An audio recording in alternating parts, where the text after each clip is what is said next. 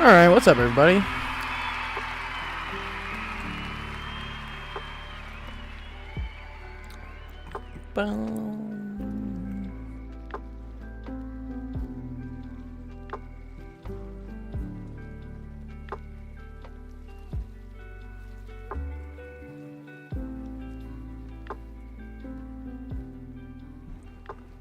Nice. Alright, let's make sure this is working.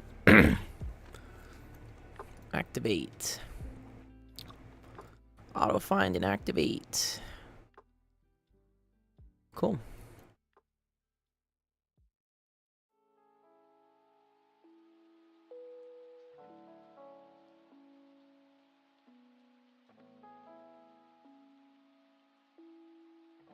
Oh, why hasn't this one started yet? Go live.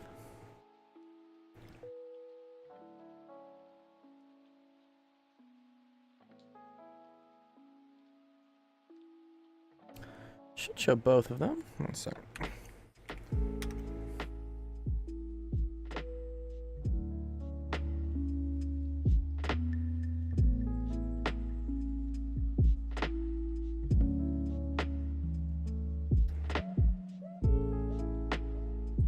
Why isn't my horizontal one going?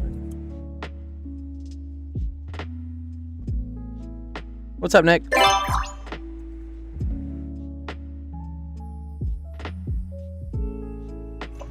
That was quick. What's up? Nothing much. I'm just waiting for this to work. Is this working? Working yet? Just starting everything up? Yeah. My horizontal. Oh, okay, now it's working. There we go. Okay. Bozio mój nachuj. What does that mean? What language is that? Sensation what? You tell him. Oh, that's Russian. Yeah. What's up, Sid? It's sort of. I think you meant to say no, not really, but it sort of sounded like Russian. Fucking practice. How do you say no in Russian again? Da is yes. What is no? Niet. Niet. Niet. Thank you, Jeff. Jeff said it too. Yeah. Niet. I guess everybody knows. No. No. How do you spell it? Yo, you need a Russian soundboard. I need a Russian soundboard. I thought about like having something where people could redeem like me to change my soundboard to like the geese or something. I don't know, like something crazy. Something silly. Just have loads of Obi-Wan Kenobi stuff going on. Yeah, you were trying to do the hello there.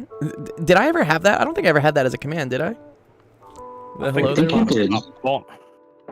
Oh, I know what bot you're talking about. But that one, I don't think that one works on YouTube. Yeah, you're talking about Enigma's bot, right? I think it's only on Twitch. Yeah, where is it? No dice.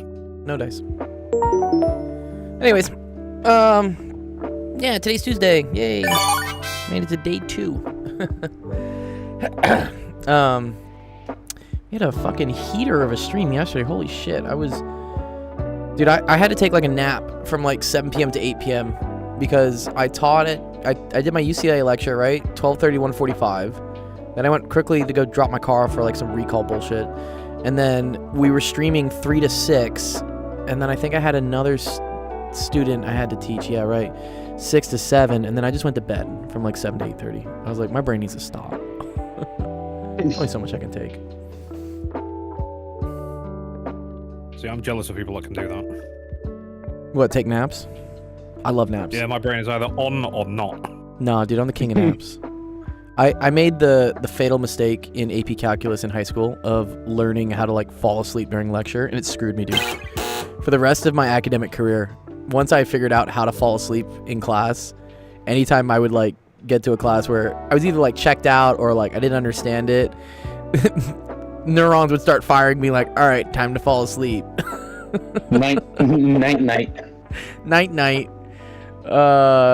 Yeah. I remember in high school, I was like, yeah, I want to learn how to fall asleep in class. I think that'd be a cool skill, you know, because I knew everything in AP Calculus in high school. It was cake to me. I didn't really need to pay attention. But this screwed me in college because you do need to pay attention in college. But I had learned to just fall asleep. So that'll get you. Those naps that you wake up out of 10 hours later is diabolical. Yeah, that's not a nap, dude. That's sleeping. You go to sleep, you wake up at 8 p.m. Yeah. Okay, let's see. Okay, for my UCLA people, are there any specific questions you want me to go over? Office hour stuff? Please let me know. I'll put it first in the queue. Otherwise, I know we have a long list of other things I can do. Nick, we could just like do fun stuff with your what is it?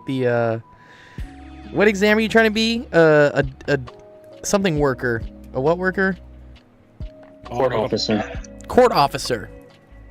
Officer of the court. That's pretty cool, actually. What's a court officer? Those who protect the judge and sometimes stand outside of the court so nobody goes in. Oh, these people. So wait, are they police officers or they're separate from the police? I think they're separate from the police. They're more of peace officers. Peace officers. That's good. Rather than like not peace officers. Okay. That distinction. They're allowed to this girl's kind of cute. carry firearms. Okay. They can carry firearms. They can arrest. Stuff like that. Okay. Nice. Sib's got a good question. Cool. Thanks, Sib. Got it.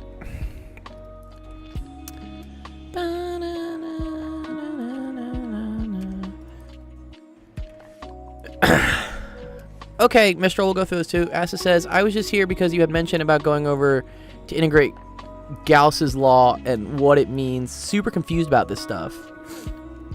Sure. What part about integrating Gauss's law? I said so many things. Let me see what they're... Yo, what's up, Ethan? Haven't seen you in a hot minute, dude. How's life, bro? Well, I mean, like, I feel like life's going on the uphill for me right now. That's good, dude. Okay. Yes, big claps. Good job. What's up? You want to tell us? Give us a little story time. What's going on while I find like what this thing with Gauss's law is? I guess yeah. I guess like I wouldn't mind giving like a little background of what has happened. For a little bit of background, Ethan's been in our Discord and whatever our servers for what, probably 3 years at this point. He lives in Belize. No. And he just graduated high school. Yeah, I mean, Fire. Yeah. I feel like it's been like 4 years, maybe 3.5. It's been a lot. We've seen you grow a lot, which is great. We love that. It's already not on so much. It's just work is, in my way. Work is in your way. Okay. Work keeps you busy. That's a good thing. But I mean, hey, I still make some money at least. Making money some money's great. Yeah, love that. But yes, I'm just letting you know. Just last week Saturday, I just got into Denver of the U.S. You got into? Oh, you're in the United States. Oh, that's cool. For now. Oh just man, I was in Denver but... like 2 weeks ago, dude. Yeah, I was so I'm close. here. Good. You're in the U.S. right now? Hey, Yeah. Jeff says, hey, I live in Denver. Denver and Colorado. Okay, very cool. I was just in Denver like 3 weeks ago. I was playing a show there or something. That's very cool, man. But I mean, hey, I was preparing. I got some school materials. Good. I got like puzzle books, school supplies, clothing, shoes, like lots of stuff. Good, dude. And while that is good, I have some free time right now. You're still doing that one random tournament thing that I heard about last time? Yeah, we're doing a little summer tournament. Yeah, we're doing we did Fortnite last weekend. I'm out of town this weekend for like some wedding stuff, but the weekend afterwards, yes. Wait, are you going to do a game after this? Like, no, not after this. No, it's always on the weekends. Games on the weekends. Yeah. Oh, Asta, was this what we're talking about? Was this the stuff that was confusing? Or are you just talking about Gauss's law in general, Asta? Well, I can still ask a question? Oh, yeah. So, Ethan, I'm teaching a class at UCLA. And so a lot of the UCLA students come now to office hours to ask questions about physics. Yeah. Right. I mean, I do love physics, but Sick. We'll I hang think, around, learn some stuff. well, I want to ask a question though, like a question to at least get something. Oh yes, ask that a little bit towards the end. I gotta help out the UCLA students first because they're like my job. But Did I I'll be post it I'll on be- your screenshots? yeah, posting the screenshots. You know where it is. Thanks, then. Okay, cool. Okay, here, let me explain Gauss's law real quick to some people. Which is maybe, I think, probably related to this, right? Okay, so let's see. So here it says, positive charge of 12.5 nanocoulombs is placed at the center of a 1 meter wide cube. Calculate the electric flux passing through the right face of the cube as shown in the figure below. Okay, that's cool. All right. So, yeah, I mean, Gauss's law deals with flux. And so, flux is equal to the electric field times the area that the electric field is going through. And so, usually what we do is because electric field and area are not really like constant, or like maybe like the electric field varies as a function of the area, or maybe the area isn't just like a nice shape. So what we end up saying is this is the integral of E dot dA. Okay. And then if E is constant, okay, if the electric field is constant everywhere along my dA, along the area I'm looking at, this is the same, you can pull it out, and this is just integral of dA. And actually, yeah, someone corrected me earlier. This is technically a surface area integral. I think they put SA, here's what they do. I don't think followage works. I don't think I have any of these. Yeah, chill. I don't think I have any of those commands. Y'all spamming my chat. Okay. All right. And this is also equal to, right? Let's remember that electric flux juice. No, god damn it, sensation. Not the right one. Is equal to Q enclosed over epsilon naught. So this is the important thing. Is that the electric flux anywhere. So as like I get further out, right? I start covering more surface area, but my electric field goes down. So this would go up, this goes down, but the amount of charge you're enclosing is always in the center the same. Yeah. Oh, does that really work? Time Denver? Wow, that's a cool command. Abby says, how difficult would the final exam be in comparison to the midterm? Probably about the same. I try to not like just like slam people with things. That's not nice. Okay. So for this question, right? We know it doesn't really matter what surface I create to enclose this charge. It could be a cube. It could also be a sphere, for instance, right? The integral of the electric field times this surface area has to always equal the charge enclosed over epsilon naught. Okay. Okay. Right, and then this is equal to this.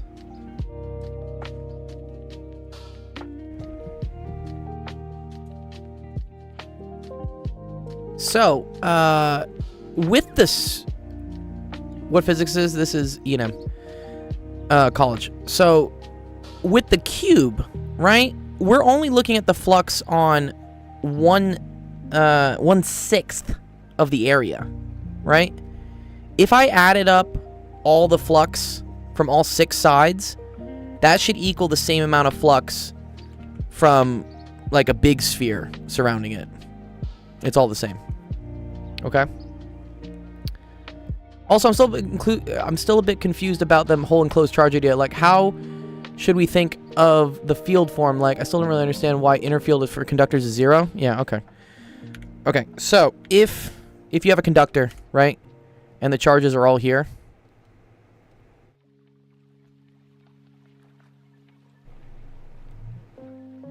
Okay. Remember that your electric field is equal to the potential divided by the distance. Okay. In this case, the potential difference, or I think we say this, we say delta V over D.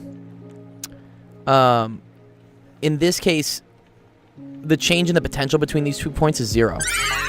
So there is no electric field. In order to create an electric field, you need positive charges on one side, and you need like a different charge on the other side. That could be like negative charges. That could be 0 charges. For now, we like usually assume like negative charges. You can always pull E out as a constant if it makes sense in terms of geometry. Okay. So this is what creates E field. So if you have like positive charge and positive charge, then I don't think there is an E field in between these two things. I think you need a difference in charges or a difference in potential to create electric fields. By this, right? If there's no change in potential, then you have 0 electric field.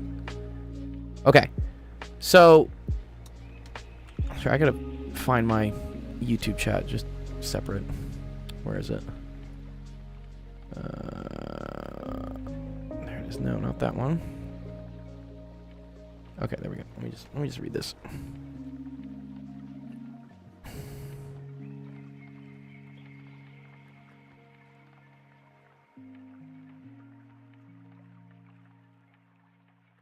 Okay, Fedekai says, I think I'm still confused on how to set up integrals for non-uniform charge densities for line surfaces and volumes and their connections with each other. Okay.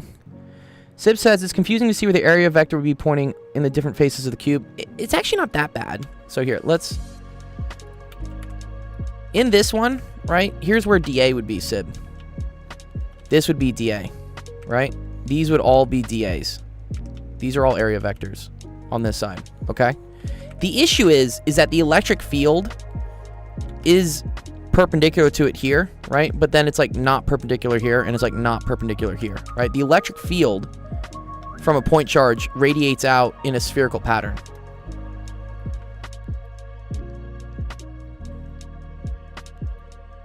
Okay. So if you were to like independently figure out every little like E here and every little DA, that would suck. That would take a lot of time.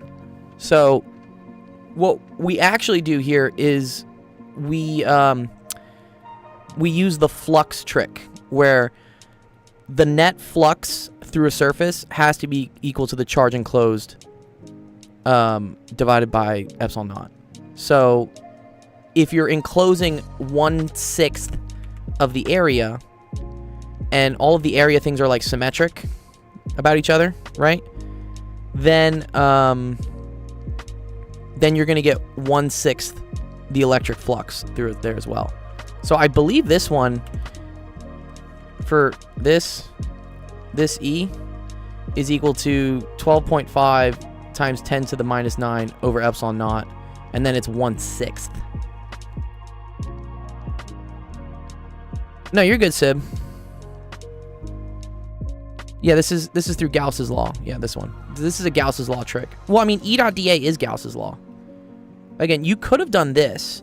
The issue here is that E dot dA is not constant amongst all dA, right? Because E over here points at an angle reference to dA, and then E over here points at another angle reference to dA. But it turns out that if you were to add up all the different little components, if you went through and did the calculus, it'd be a huge pain in the ass. You don't want to do it. You would get that the total flux here is 1/6 of the total flux across all 6 faces. Yeah.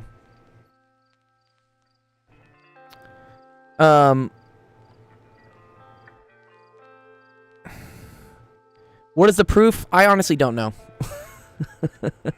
That's a deeper level of things. What's the proof to this law? I think the proof to this law is they just do it for a point charge. We did this in class, right? If you have a point charge and you go by, what is it?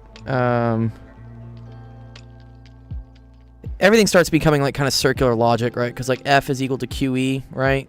So you could figure out what the electric field is due to the Coulomb force of like some test charge Q, and you know that force is spherically whatever symmetric, and then it turns out when you figure out like E dot dA flux, it also equals Q enclosed over epsilon naught. It just ends up being the same thing. Is there a rigorous proof to it? I don't know. Let's fucking Google it. I don't know. Like, Well, presumably, if it's physics, someone's come up with a hypothesis. Yeah, And then well, they've had to make a proof. exactly. Yeah, well, I mean, a lot of times it's like someone comes up with an idea, and they're like, I think this formula fits. And then they test it on a case, and they're like, yeah, it does. And then they test it on another case, and like, yeah, it does. And like, if it keeps doing it, you just believe it. But that's the difference between a hypothesis and a proof. Yeah. Here we go. What is the proof to Gauss's law? I don't know what the proof is. I feel like the hand-wavy proof is to do it for a point charge. But let's see. Let's see what good old ChatGPT says. Yeah, see, they do it for a point charge, right? Okay. And so... Oh, okay. It's the divergence theorem. That's the key thing. If you want to get into it, this is the calculus of it. When does something become a proof? When it becomes a what's that word? Ah, shit. Theory. Theory, yeah. When it becomes a theory, it's been proven. This is the divergence theorem. If you really want to know about it, it's the divergence theorem.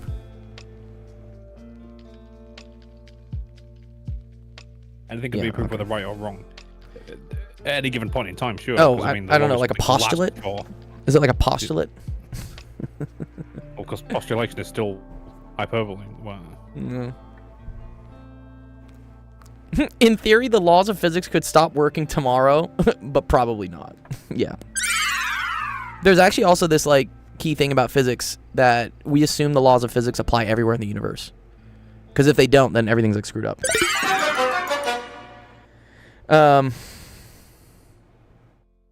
So yes, the proof is like we do it for spherical, and by the divergence theorem, which is whatever fancy calculus, that applies to any irregular shape. Does not matter. As you know, if you were to individually calculate, as like Asta was saying, E at every single point in the surface, then you would still get the same answer. Yeah. So the trick here, yeah, the trick why you don't want to use E.dA on this one is because E is not constant across this surface area face. But it would be for a sphere because a point charge has a spherical electric field distribution. And so from that information, you can figure out that, right, EA is Q enclosed over epsilon naught. And then for this one, right, you end up saying, okay, well, 1/6 the area is equal to 1/6 Q enclosed over epsilon naught. So yeah, you wouldn't formally calculate Gauss's law on the surface of, because this is irregular. This sucks. But yeah, when gold comes down. Are we going to be able to use Gauss's law for every problem on the test? Well, yes. I mean, if you can't, then it gets really difficult to solve things. It becomes next to impossible. So for the test, if we're finding the electric field, no matter what volume, sphere, parallel plate, infinite line of charge, you're most likely going to be able to do it with Gauss's law. You got it. You're all good. All good. Yes. No, that's correct.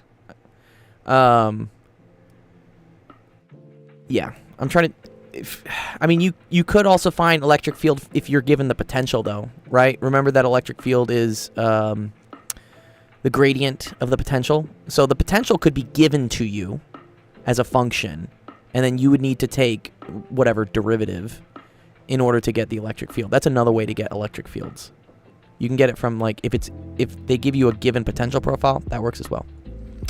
But for shapes, it's almost always going to be either it's a point charge, you use a sphere, it's a line of charge, you use a cylinder, or it's a sheet of charge and you use like, they call it a pillbox, which, I don't know, it's kind of like a weird name for things, but yeah, like a rectangular cube. But that's not too bad, yeah.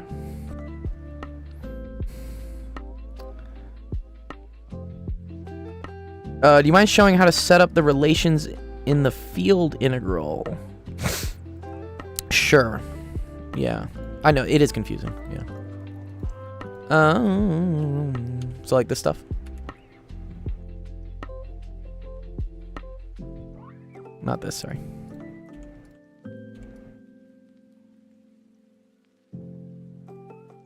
Yeah, Gauss's law is like one of the first like mind fucks that happens in physics. You're just like, whoa, what? And it is very useful.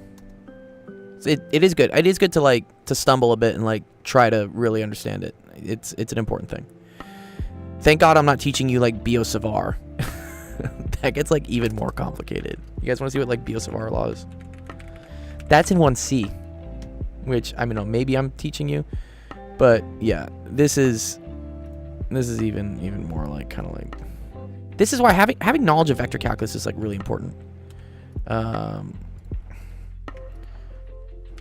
this is what you learn when you do magnetism. You'll learn how to like calculate the magnetic field of like a section of wire that has a current located at distance r, and now it's a cross product instead of a dot product. This becomes not really fun to deal with. So, but that's for later. Yeah, don't worry about that. That's not in this class. But field meaning the chapter before Gauss's law. Oh, okay. Okay. Let me see exactly what we defined electric field as. Sorry.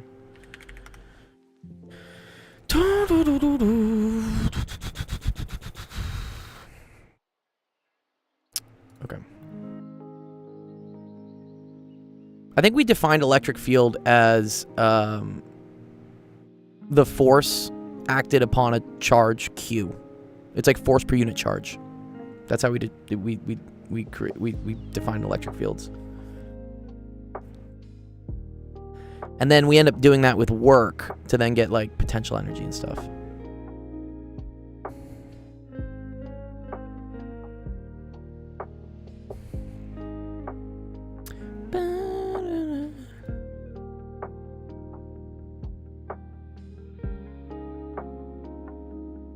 Yeah, okay.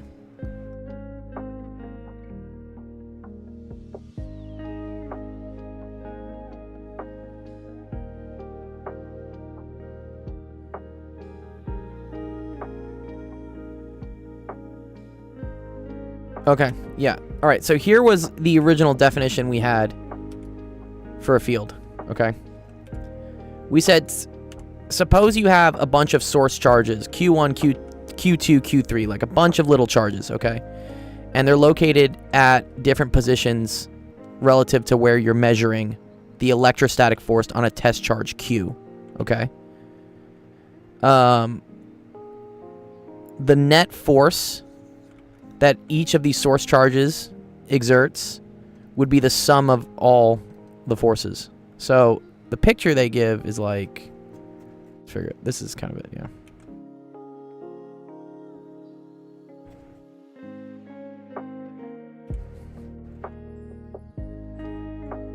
Okay. Okay, you're good. Yeah, you're good, Sid. So if you have a point, let's say a point here, right? And that has a charge Q, you could add up what all the different forces are on it, acting from all these other different point charges, okay?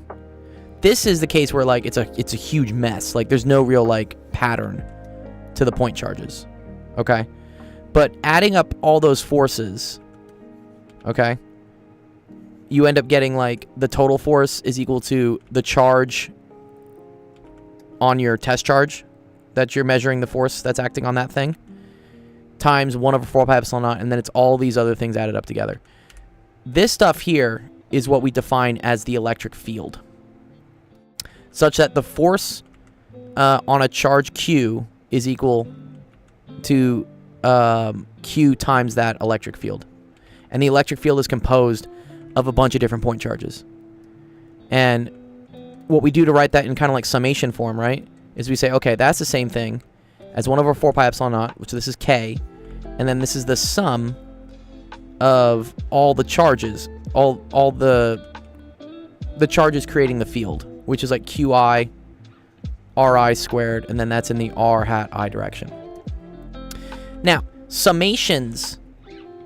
This is like a math thing, right? This is quantized. So like you're adding up individual charges. But let's say, for instance, you have, how do you get a value for that? Yeah, R hat points in all different weird ass directions for sure. Yeah. So if you're doing this also would suck, because you'd have to calculate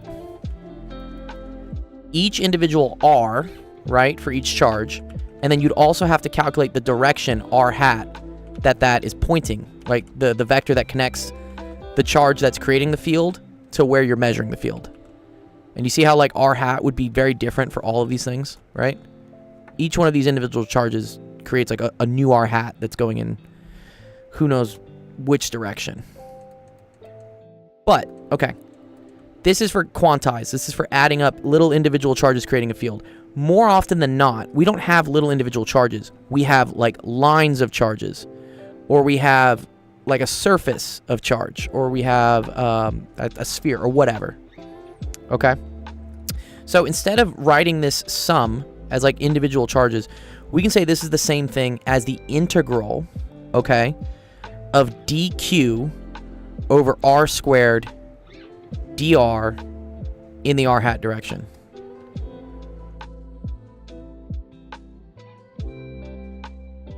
Yeah. Well, here, I'm gonna show you from the principles of it, okay?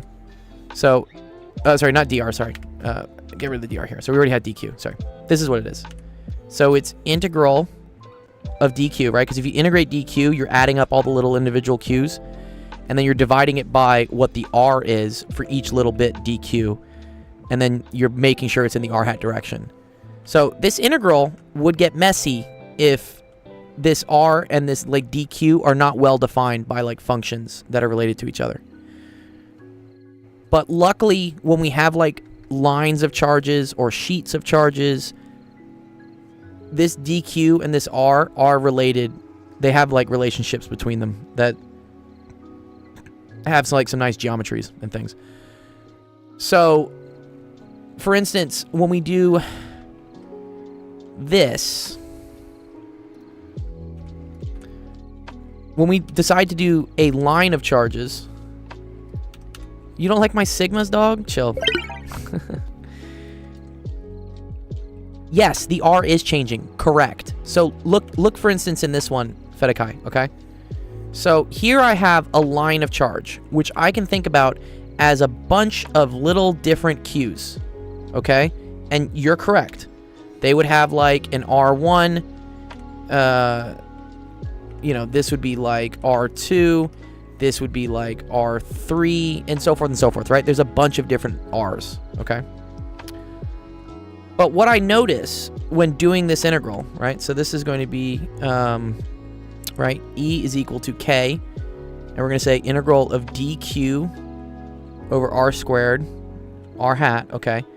What I notice is that, okay, well, dq, like a little bit of charge here, is the same thing as some charge, linear charge density lambda dx, okay? And then the r, right? So the vector that connects where like my dq is to where I'm measuring my electric field, okay? That r also depends on x. Because what we found here, right? If this is r, this is z, and then this is x, you figure out that, oh, well, r squared is equal to z squared plus x squared. So now for this, you end up being able to substitute it as k, brain nourishment, yeah, nice. This is going to be lambda dx, and then this is over z squared plus x squared, okay? But in order to deal with the r hat, I agree, this is problematic because the direction is changing, right? Connecting to here, depending on which little bit of the dq I'm looking at. What I notice is that all of the directions in one side pointing to the right, that component will cancel out all the directions pointing to the left from the right. And so all I really care about in terms of R hat when adding up my little like bit of electric field from that DQ is I only care about the Z direction in this case. And that's why we end up saying that, oh, well, all I really care about is E cosine theta. And then that's going to point in the Z direction. Because let's think about this little bit DQ, right? That has components, right? It has a component of the electric field that's in this direction, and it has also a component in the electric field, a component of the electric field that's in the Y direction. And if we want to figure out only this component, because this component will cancel out with this component later, that ends up being whatever this is, the total E cosine theta. Like, the problem for this question in particular is that I have to be very intentional with recognizing that, yes, you do, 100%. This is not something you can just, like, run-of-the-mill just be like, oh, well, I think it might work. I get confused when I can make a simplification. Yeah, the trick to that is you have to recognize patterns. And this is all a lot of classes are, honestly, but like physics is especially like this. It's you're recognizing patterns and like shapes, and you're like, okay, when things look like this, I do this. When things look like this, I do this. And the only way to get that is practice. That is, some people have some sort of natural intuition that they can just like see things and be like, oh, well, it's got to be that. Other people, like me, have to have seen enough examples that I know that I can recognize it looks very close to something I've already done. And then I can try to apply the same trick, make sure it's valid, and then solve the problem. So, yeah. Asta said, this is only applied for a line. This specific example is just for a line of charge. But it creates a cool symmetry where you just get a field in the Z direction. You can do this for there are other, like, well-known cases. So, this is, if you go in the textbook, these are very good here. Do you see how it says, now for an infinite line of charge? This is the one we had to fix, right? This one was wrong. But this is one case that gets brought up a lot. The other one can be due to a ring of charge. So this is another case that is cool. So now this is a 3D shape.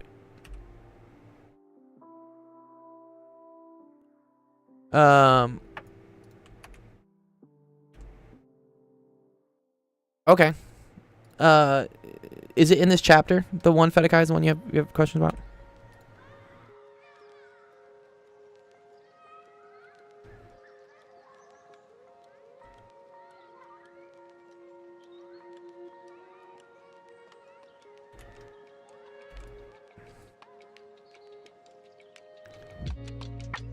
No, we have infinite planes. Do they do the infinite plane here? Do they not? They don't do it. What? Where's the surface charge one? They do it for a disk. Okay, well, anyways, fine. So these are all. This is an application of this, right? But now it is like stretched out into 3D, and so now you are going. I say like around in a circle, right? So now you have all of this. And what you end up seeing is that, like, anything in the XY plane, like any of this stuff will cancel that, that will cancel that. And so this one is only, again, in the Z direction. But now this becomes like a, now you're dealing with R in like 3 dimensions. Okay. And then if you wanted to extend this now to a sheet, now you basically do this, but you add another integral where you just keep, like, doing more of these rings as they get further and further inwards. So you're building off of, like, the generic idea of, okay, here's for a line of charge. Okay, now let's say that the line is a ring in 3 dimensions. Okay, now let's say there's a bunch of rings that make a surface, which is like a, you know, a plate. And it's all about, like, just taking what you learned last in the previous question and then just adding probably another, like, another bound. Another, like, D whatever that you got to deal with. Okay. But let me see. Question 19. Yeah, and don't worry. Like, I know this stuff is tricky, especially since you learned it. You're learning it so fast. It's don't be too hard on yourself if you're not understanding it right away. It takes a lot of time and practice to like really get this stuff. Infinite rings look like a plane. Correct. Yeah, that's true.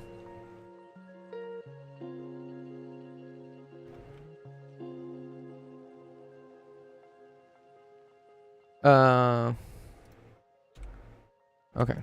Chuck Norris can tie his shoes with his feet. Chuck Norris's calendar goes straight from March 31st to April 7th because no one fools Chuck Norris. That's a good one. Ooh, that's cool, Pear. How'd you get that Unicode? That's dope. Okay. Here it says, electric field lines created by 2-point charges. Determine the sign of charge A and the sign of charge B and the magnitude of the ratio. Okay. Is this... What chapter is this in? What are we doing right now? Is this Gauss's law yet? No, it's electric charge and electric fields. Okay. Well, you know electric field lines emanate outwards from positive things. So that instantly tells you, like, B is positive, right? So, okay, cool. B is positive. And that tells you A is negative. Just with the direction of the lines. The other thing you learn is that the density of lines is proportional to the electric field.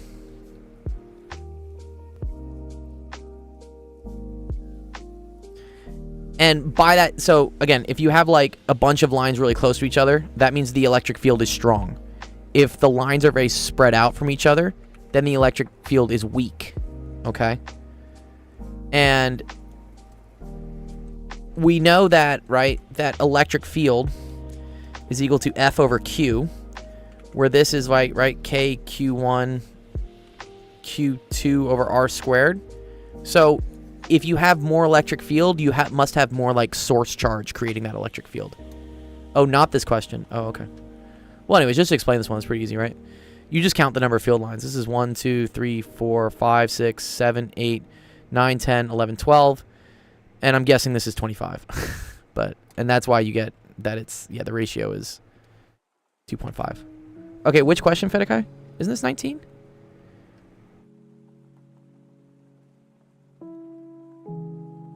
The charge above a sphere when we asked to do integral. I know it's in the later questions. Okay, well here. You go find that for me. Go find the question, I'll do it.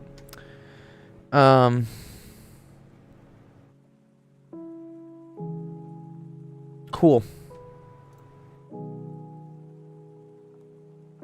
Ooh, yeah, the thin ring. We did this one. I did this one yesterday during office hours. Who submitted this one? Asta did, yeah. Oh, that is pretty, Pear. I like that. That's pretty. Oh, did I not save? I didn't. Yeah, I didn't save the text for this one. I really should have. Yeah. Yeah, Asta. I will send you the recording for that one because that one took 45 minutes to do. I really don't want to redo that question right now. You're talking about the Taylor series one, right?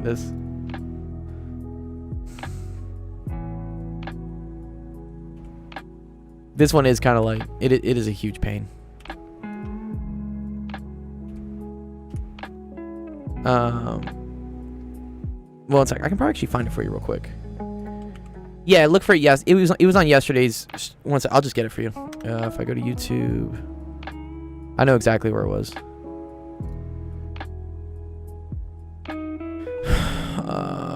Live office hours is here. This one. Okay, and then where was it? Was it? Thing. Yeah, bro. This one gets. And giving it we learn about Taylor series. You want to go through all this? Like, subscribe to this channel. The next time I'm on. Yeah, we did all this. Where is it? Okay. Is this here? Those positive charges with negative charges, and that creates cavities. Yeah, okay, here we go. So here, it's this link. Let me send it to Asta. And then it's starting at an hour and 10 minutes. That's when we started doing the question. I don't think we finished it until like 2 hours. There, I got you.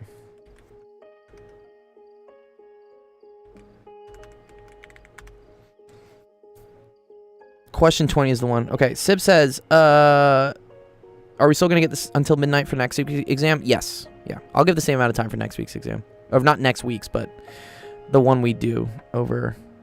Wait, is it next week? Is our exam next week? That's so fast. I think you're right, actually, because then the final is like the week after. Oh my god. I haven't even, like, what? I gotta write another exam? Damn, this is a rough class.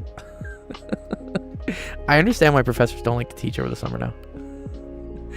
It's pretty brutal. I know it's brutal from your point because you're learning it, but it's also brutal. It is brutal from a teaching standpoint. It's so quick. Okay, question 20. Okay.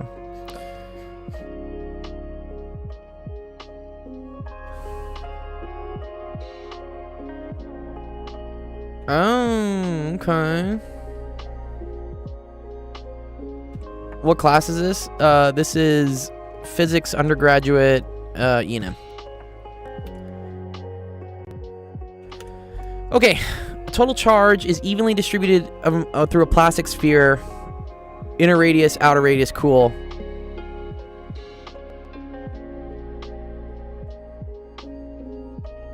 Oh.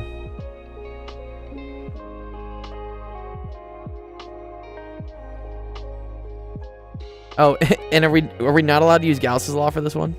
I mean, this is really easy with Gauss's law, right? Your final grade definitely depends on the exams throughout the course. Yeah, it does. The weighting, though, Saint, changes based on... So, for instance, some professors have only one midterm for the entire quarter, and then the final is like 90% of your grade, which I think is terrible. I have two midterms, per se, for this one, and they're worth 10% each. The last quarter, when I taught like a regular, not a summer course, I had 3 midterms, and they were worth 10% each. This one, I weighted stuff a little bit more heavy towards homework. Just to like kind of give kids a break. Like, it's more like, what can you do?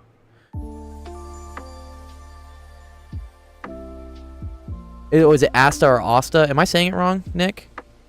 Am I saying it wrong?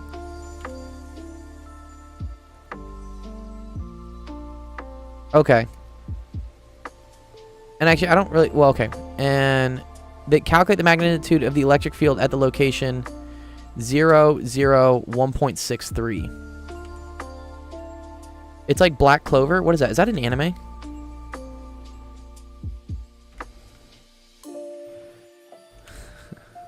No Okay. idea.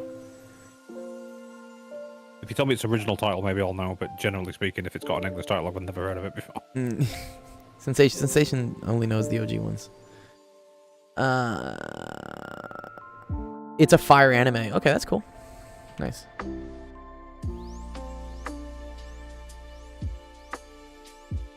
Black Clover's really good. Nice. Okay, so I think the spherical symmetry arguments here is that like any electric field from here, right, is going to cancel out electric field from here, and you're only dealing with Z components. And then I think what you're going to do, so this is actually really cool. If you were to do this without using Gauss's law. What is XP? I don't know what that is, Nick. That's just YouTube stuff. No, I did see this like 5-6 years ago. I barely remember it, but Oh, the anime? Yeah. it's more. I can't remember exactly. Maybe 7 or 8 years ago.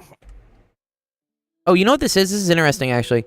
This is like a bunch of rings of charge that are like...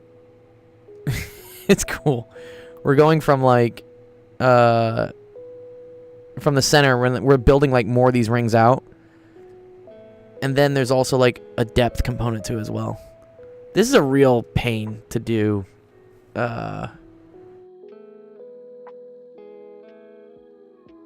in terms of just straight KQQ instead of just, yeah, whatever, KDQ over R squared. This is a beautiful example of where like Gauss's law makes this so much simpler. Right? Don't forget to give the stream a like. Yes, Nick. It's okay. Don't, yeah. Let the UCLA students like just exist there. It's okay. Don't bother them too much. Yeah, the R here sucks. For Gauss's law, this is really easy, though, right? Because for Gauss's, if we wanted to do this with, did they ask you to? Yes, all non-Z. Yes, exactly, Saint. Yes, all the non-Z components will cancel by symmetry. The issue is that like now you're having to integrate what the Z component is of each little individual DQ. R hat into a K hat. What are they doing with R hat and K hat?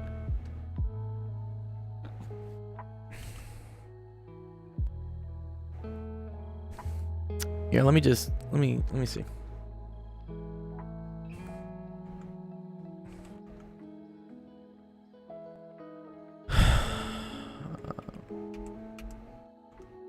Where's my thing? There we go. All right.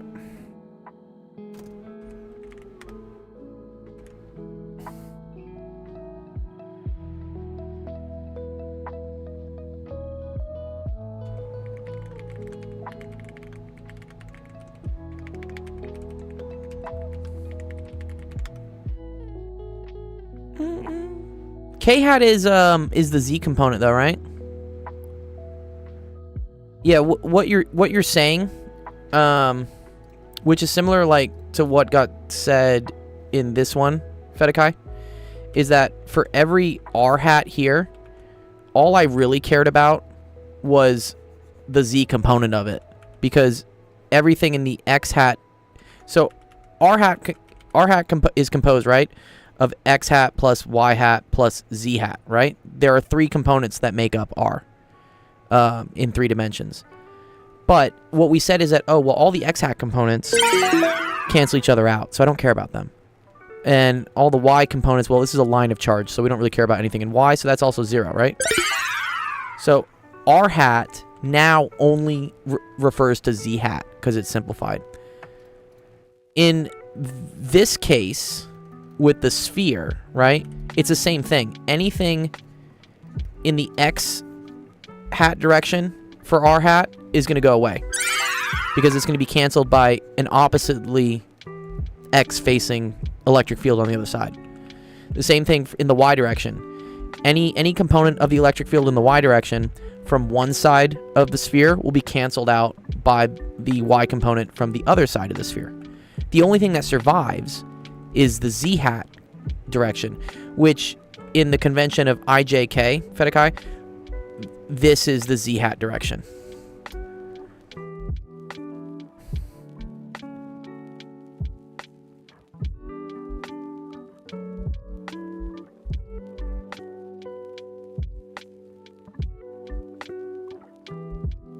Yeah. Now, yeah. The real kicker here, from what I'm seeing, for what they like to say, is it's called Coulomb's. It's called the shell theorem, and this is what we've said, that right, if you are outside of a spherically symmetric charge distribution, that's the same thing as there being a point charge at the center of that spherically symmetric charge distribution. So let's look that up. 1 sec. I don't think I went over this during lecture. There's only so many things I can go over in an hour and 15 minutes. I've like mentioned it as like a trick we use, but I haven't like gone over it. Shell theorem, Coulomb's.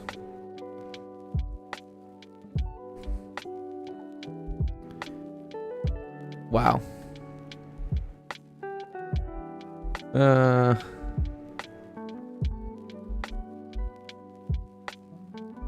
Okay, the derivation looks like it kind of sucks. But it also applies to gravity, apparently. Oh, this is also cool, right?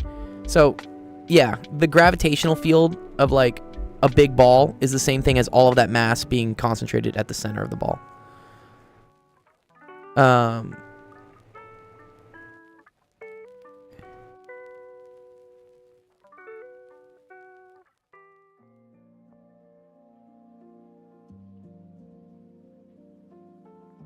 And there's probably a video on it. Let's see. One sec. Probably a cool video here.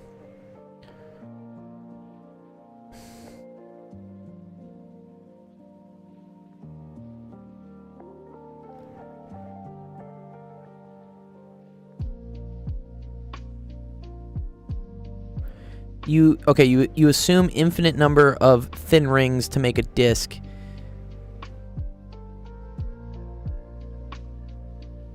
Okay. Why is it every time someone says thin rings, I think of food? Oh, dude, I want some thin rings. Oh yeah. Some onion rings. I would fuck up some onion rings right now.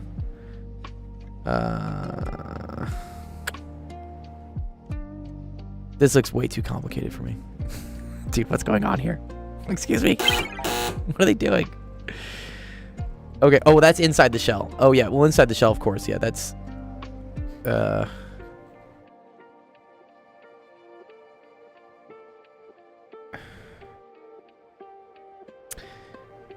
Okay. Maybe I see something here. Oh, I like an animation.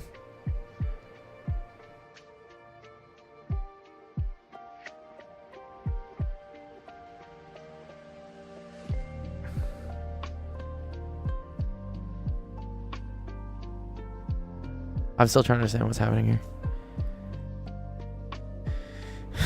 Okay.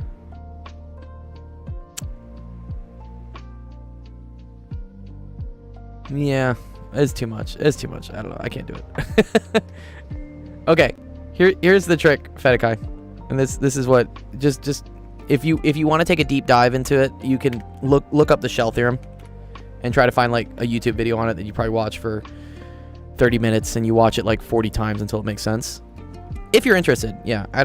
I personally don't understand it, and I can't take the time to understand it right now. But what it says is that if you have, for instance, this has a charge Q1 on it, okay, and you're figuring out, let's say, for instance, the force on this charge Q2,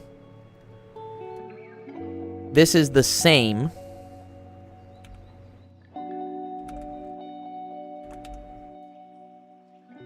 as this Q1 being a very, very small charge located at the center of what the very, very big charge was.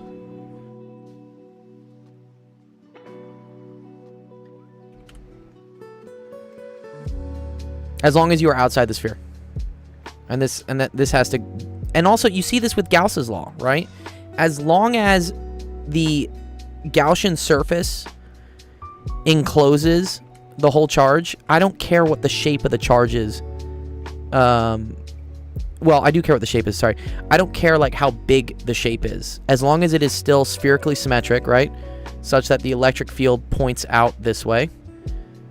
Well, let me make that a little bit better.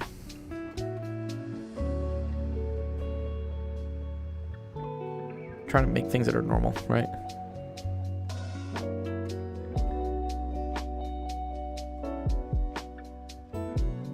Yeah.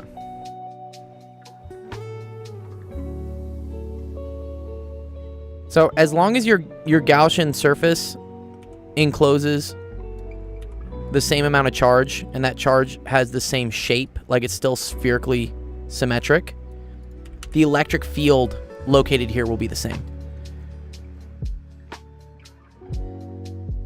I do know about Fourier transforms, yes. So here E1, and then we say like, is the same. This is the same electric field. It's because you can reduce any spherically shaped charge to a single point charge that's at the center. So in this case, instead of like thinking about this wacky thing that looks like this, right? It's a shell, right?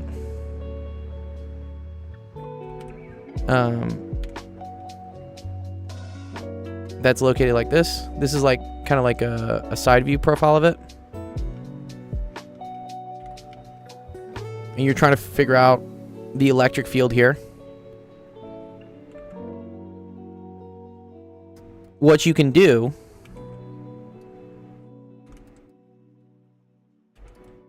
all right, good, you're back. Is that you can reduce this to just a single point charge here. So if this has a charge Q1, this also has a charge of Q1. This is the same as this.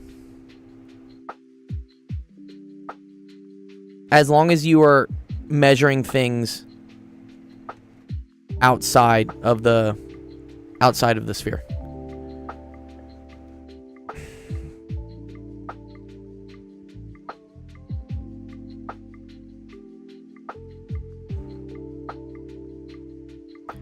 There probably is a rigorous way to go through and do a 3D spherical integration here with volume, and again have all the X and Y components cancel out so that you're just looking at the Z hat component.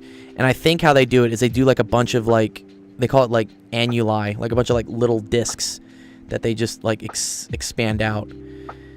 But don't hurt yourself. It's a lot easier to just use this, and then you get the same result. Does that make a little bit more sense, Fedekai? Yeah. Let me know. I agree. Yeah, what's up? What's up, Sensation? Electrons just have mass that's so negligible. Are they ever affected by gravity? It's the gravitational force of on electrons is very small compared to, say, for instance, the Coulomb force, which is The strong force. the electric force between things. Yeah, no. But then you have the strong nuclear force, which actually is important if you can get two electrons close enough to each other, or in this case, like two nuclei close to each other. Right. And that's what creates like atom bombs and stuff. Is because you start tapping into that energy once you can get things like really, really close to each other. Well, this is actually fusion bombs, is what this is, not fission. But yeah, yeah. There's a potential you have to get over. Electromagnetism, gravity. Yes. Are they forced types? Yes, there are 4 fundamental forces of the universe. I think it's the electroweak, strong, weak, gravitational. 4 fundamental forces. The first thing that comes up is just... It's 4chan? No. Yes, this is it. Oh, E and M, strong force, weak force, and gravity. Yes. Those are the 4 fundamental forces. And this is actually a cool little diagram of this. So yeah, E and M, electromagnetism, that's what like has charges like attracted or repelled from each other. The weak nuclear force, I guess that has to do with bosons. You have the strong nuclear force, that's what keeps all the protons together within a nuclei. If you think about it, it's really weird, right? Protons are all positive. They technically should repel each other, right? Because positive charges don't like to be around other positive charges. But they are stuck together in a nucleus. And the reason for that is the strong nuclear force. Well, the implication there is that then gluons have a charge as well. In opposing ways. Well, it depends what so yeah, on the bottom thing here, they're talking about force carriers. So they're talking about what carries the effect of this force. So with E and M, it's photons. Like photons carry electromagnetic forces. It's bosons for the weak, it's gluons for the strong, and then this is where like gravity is a force. It has fields and it has waves. And so this is where they start thinking, is there a thing such as a gravitron? Like is there has to be some carrier for the force of gravity. But we don't know what it is yet. Gravitons or something, yeah. I always thought the implication was that it was space itself. Yeah, I mean, space is space-time. Yeah, wow. Yeah, if you want to see some hardcore physics stuff, and then here we'll do some other questions. There you go. These are how the forces are like defined.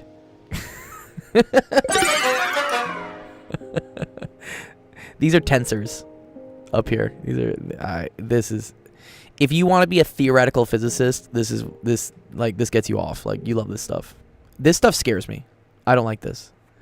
I like using my hands to test things and build things and run circuits. But if you really like theoretical physics, I wouldn't say it scares me, but it's certainly way beyond my scope. yeah. Can you make a Fourier transform for a triangle wave? Yeah. I mean, you can make a Fourier transform for anything if you have enough. If you have enough sampling, right? It's generally difficult to make things with rough edges and like, yeah, hard edges and like straight lines. Because what a Fourier transform is doing is creating a shape out of a bunch of sine waves. And you're varying the frequency, the phasing, and the amplitude of them to get them to add up and superimpose to create your shape. So naturally, it's easier to make curvy shapes out of curvy shapes. If you're trying to make straight lines, like bricks and stuff, out of curvy shapes, it requires a lot of them. And they have to be like really exactly like placed. So, you can. It's just not easy.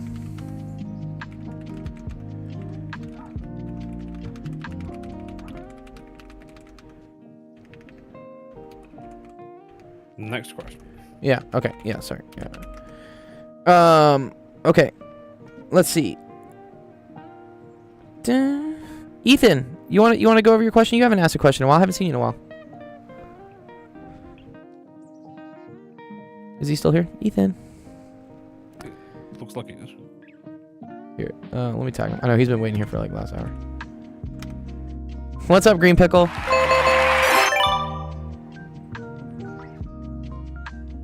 Ethan. Yes, I do remember you, Green Pickle. I do. He must be at dinner.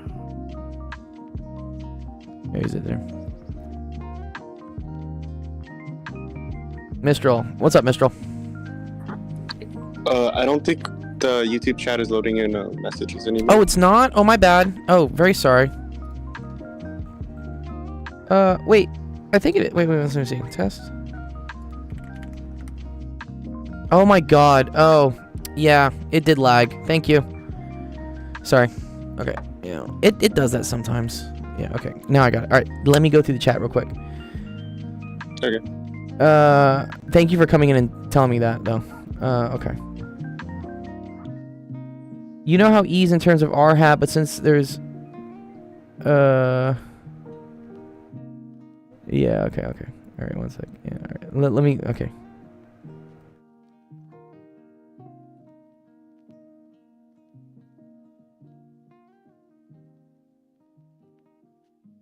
What would you do about the radius? The radius is the same.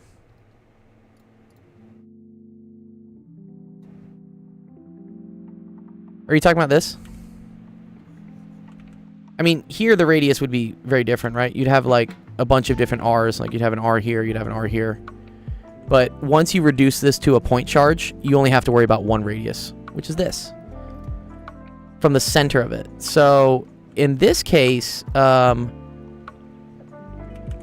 is just equal to 1.63. You actually don't care about this. And if you notice that, do you see how, like, because I have the instructor version, do you see how it says, like, the answer is calculated from this? Do you see how none of these variables got used? We didn't use R1, we didn't use R2. We literally just said, this is KQ over R squared.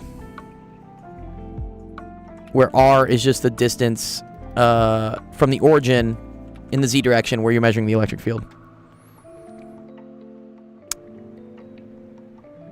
Yeah, doing the integrals, you have to, like, do the sines and cosine terms. But the easy solution here is just to think of it as, like, a single little point charge. Yeah. Shell theorem. Good thing to learn. What's up, Hikaru? Yo. How's life, dog? Haven't seen you in a bit. How's your summer? I know. I'm good. Good, dude. Finally going into high school. Finally going to high school. Nice. Yeah.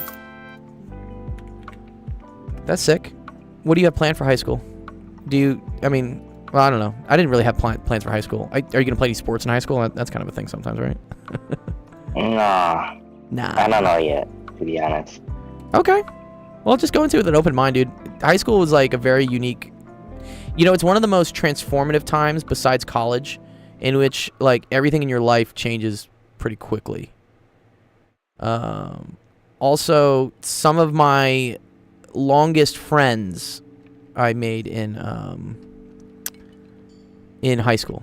Yeah. And then we went to college together. So, I don't know.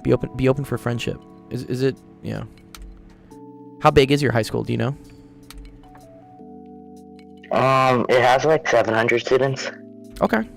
That's decent size. I think mine in Texas was like 1,500. It was Yeah, it's not like crazy big.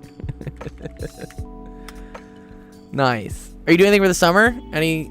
Dude, the summer before high school, that's always like a little like last breath of freedom. Yeah, I'll probably just go to the beach, to be honest, with my friends. All right, hell yeah, beach is great. I went to the beach 3 days ago. I went surfing. It was really fun. Nice. Is this the question, Mistral? Is this it? Yep. Okay, cool. All right. Consider a uniform electric field in the gap with two oppositely charged plates. A single... Dude, there's too many words in this. But yes, okay. Negative enters the field with an initial velocity v minus straight to the right. The trajectory... Okay. Just barely missing hitting the positive plate as it exits the device indicated. Next, a positively charged ion of the same mass enters the gap near the positive plate with... Okay, cool. What must a relationship between V plus and V minus be? Okay. Dude, this is the smallest... Let me get a bigger image. Okay, there we go. Okay, now I can actually see this.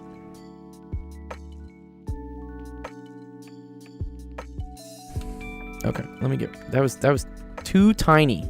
I couldn't read it. Okay.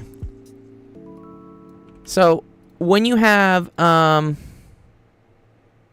are they calling it VCL? What? Why are they calling it VCL? VCL minus? VC... What? What? VCI... Why? What's the C for? Okay. I don't know. I don't know what they're using that for. Okay. So if you have a negative charge here, right? As this thing moves in this direction, it's going to feel a force, right? From the negative charges here that is going to push it down this way, right? And so then as it's moving in this direction, it gets pulled down this way, and it so happens that the amount it gets pulled down is just so that it barely clears this, right? You could figure out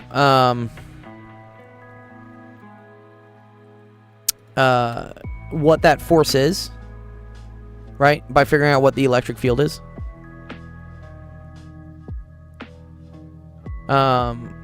Which, yeah, should be constant, right? Isn't it? I think the electric field is constant amongst the whole thing here. Yeah.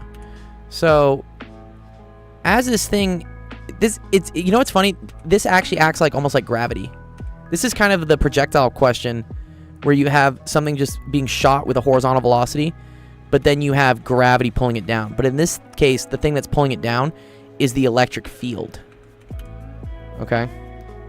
So, F is equal to QE. If this is a negative charge, right? So this is Q negative. So let's say for instance this is like negative E or negative Q. And then the electric field is positive, right? So that means your force is downwards, right? So your acceleration would be equal to negative QE over M, okay? And so, and that's strictly in the Y direction, right? You have acceleration of this thing strictly pulling down. So, if you wanted it to like barely clear this, right? Then I think I want to do this. Yeah, okay. Let's say this is some gap distance, D. Or no, let me just call this Y. This is some distance Y. Let's call this distance X, okay? Then you would need, from this kinemax equation, Y is equal to Y naught plus V naught Y, V naught YT plus 1/2 AT squared. Okay, so the distance it would travel, so you'd say negative Y, because this would be 0, would be equal to 1/2, and then this would be negative QE over M T squared. Where T, right, is the amount of time this thing is traveling through the electric field. And that time is going to be equal to the distance X divided by what they call here VCL minus. I don't know why they're calling it that. So notice here, right? The amount of time that this thing spends traveling through this electric field does not depend on the charge, right? It only depends on the velocity. But the amount it displaces does depend on the charge, because if Q is positive, okay, and this thing is starting here, then your change in Y is going to be positive. So this is why the charges have to be the same. So let's call this, for instance, let's say this is like negative Q1. Right? So this would tell me, okay, so Y is equal to 1/2 Q1 E over M T squared. Oh, and this is the same as going up Y for a positive Q. And this is going down Y for a negative Q. Okay? Do you see, like, based on, like, whether the charge is positive or negative will depend whether the acceleration pulls it down or the acceleration pulls it up. And if it starts up here and it's negative, then it'll pull it down a distance Y. So this would be negative, and then this is negative from your acceleration. But if it was starting here and it's positive, then it's going to go up by an amount Y. And again, your acceleration will be positive, because acceleration is dependent on Q times the electric field. Yeah. Does that make sense, Mistral?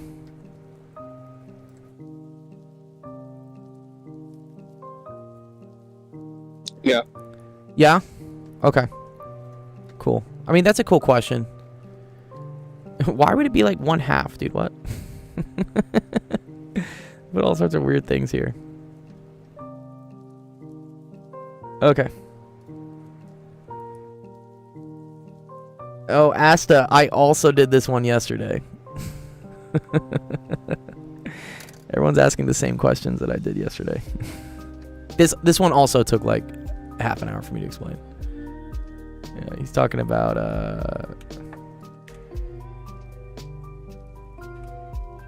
this one. It's okay. I'm glad you're asking it, because yeah, just go through the live stream yesterday. This one involves a trick where you talk about a positive Q charge here,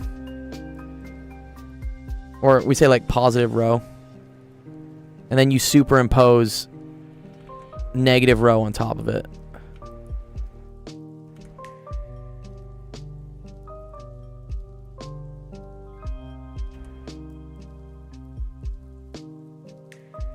And then when you superimpose that, you get a hole.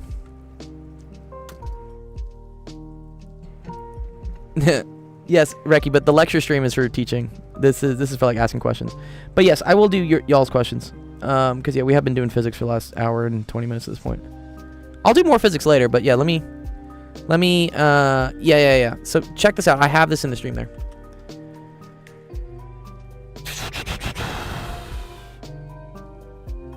Okay. So from yesterday, I'm just gonna start spouting off names, and whoever says they're here first. So we got Bob Ross's. 1K. Is 1K here? No. Okay. Next one would be Shantrix. Shantrix, you here? Shantrix is here. All right, cool. Let's do yours.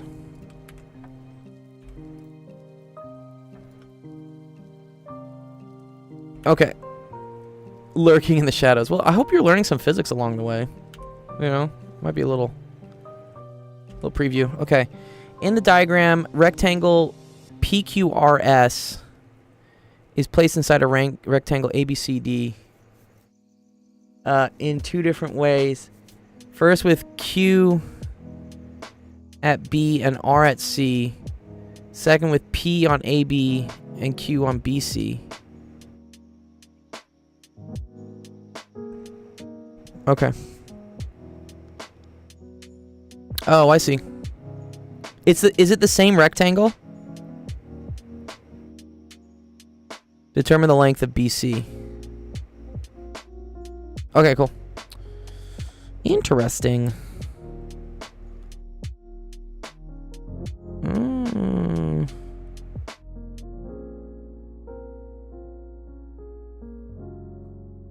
That's really cool. And they give us AB and they give us PQ. Oh, nice. Okay, so they give us this and they give us this.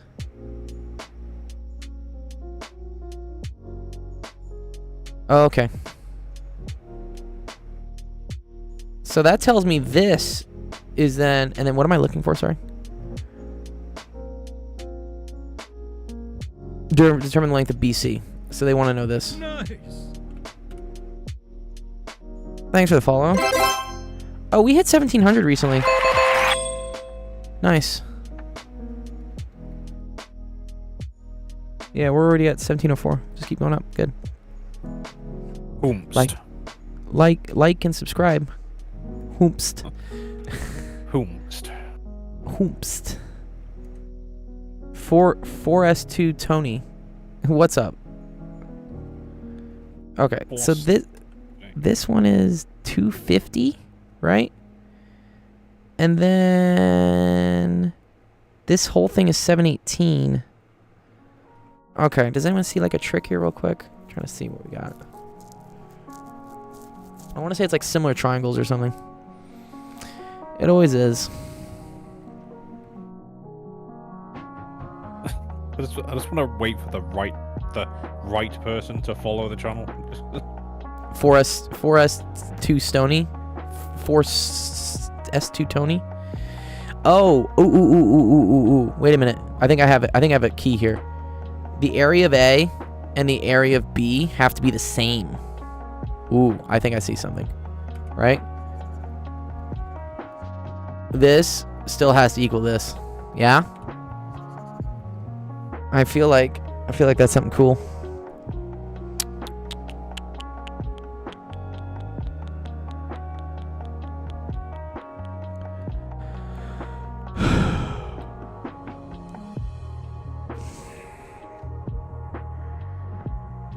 So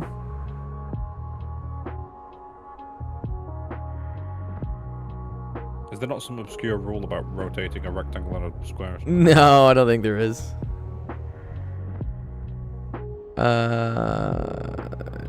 Okay. So area A is equal to 718 minus 250 times x. This is what we're solving for, x. And area B is equal to 250 times x. Okay.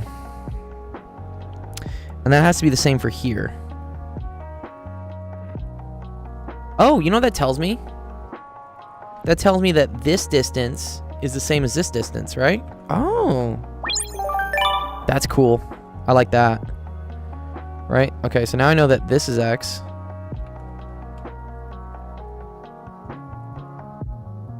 And this is also x. Oh, okay.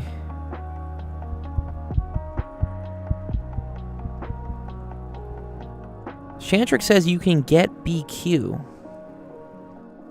I'm not sure how you do that.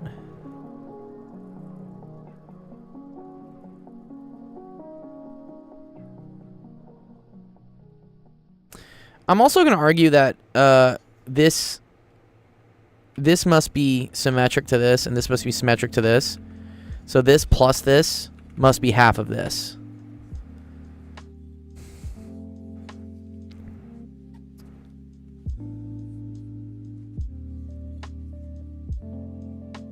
What's up, Fizzbuzz? Good to see you, bro. Is PB in the second diagram equal to PQ in the first? Is PB in the second diagram equal to PQ? No. I don't think so. Oh, is it the same point P?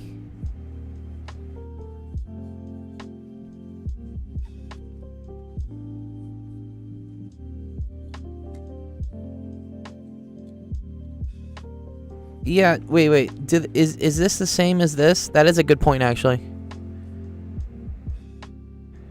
I don't know if we can say that is true.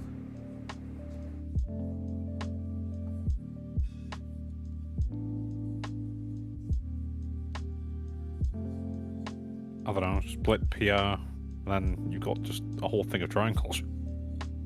Yeah, I don't know. I don't know that. I don't think.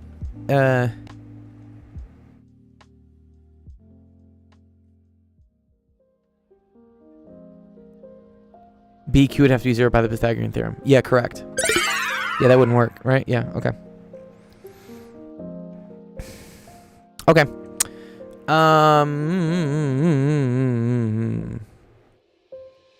I'm gonna define one more variable. I need one more variable. I'm gonna call this y. Y is gonna refer to this. I'll show you why. I'll show you why I need it. Okay.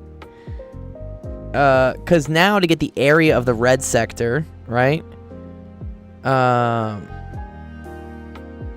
can figure out what this is, right? This is now going to be,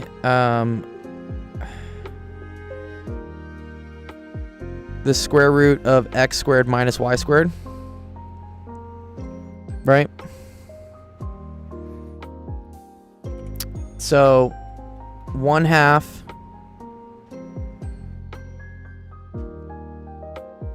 square root of x squared minus y squared times the height, which is y.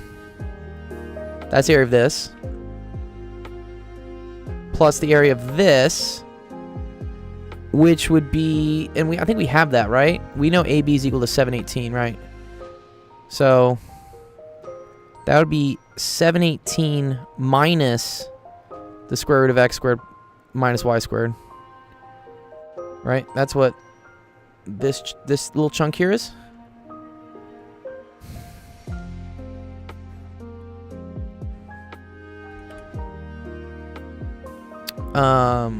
And that's 1/2 base, and then the height of this is now x minus y.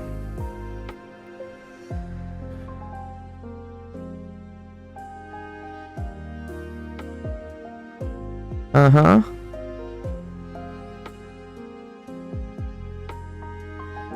Okay, and then all of that times 2 has to equal 718 minus 250 times x. Okay? Now, I have too many things here. I have like x's and y's, but I know that this is 250, so this is actually something cool. So, by the Pythagorean theorem here, right? We said before that this is x minus y. So I know that x minus y squared plus this, which is 718 minus the square root of x squared minus y squared squared. This squared plus this squared has to equal 250 squared.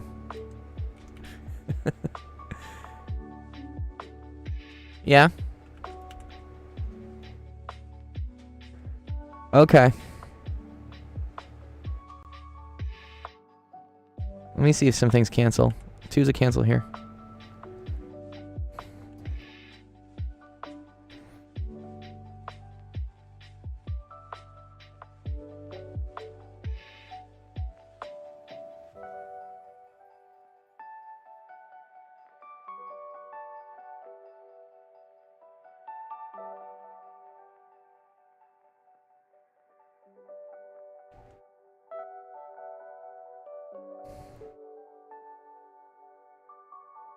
Uh, 718 minus 250 is 450, 468.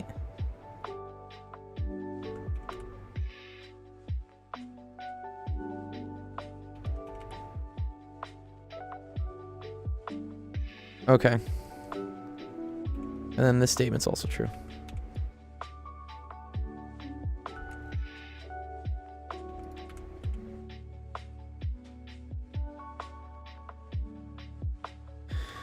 Hmm.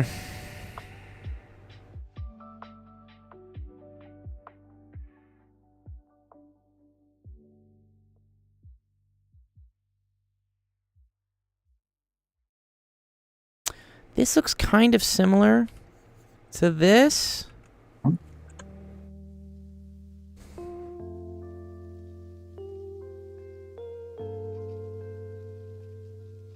Having a hard time with that question. Oh, yeah. This one's kind of a pain. What's up? You're back, Ethan. I was going to go over your Sorry, question. I was just doing some stuff. Oh, it's my okay. bad. I was just out. Here, let me punt on this for a second. Yeah, let me help your question real quick, just so I make sure I do it, because I know you haven't been here in a while. But we're getting close on this. I don't think it's that complicated compared to others, right? I don't care. I mean, honestly, I love it when things are like a little bit less complicated. It helps my brain out. Okay, here we go. Then. Oh, this is actually not very simple. This is relative velocities. Okay. I might mess this up. Okay. You're trying to row a boat directly across a river that is 50 meters wide. To be honest, there is no pressure in this. I mean, uh-oh. What's happening to your audio? Like there's... It's kind of a cool one.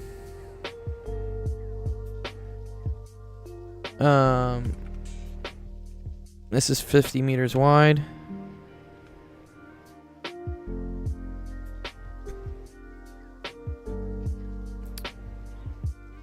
You can row at 3.1 meters in a direction directly across the river.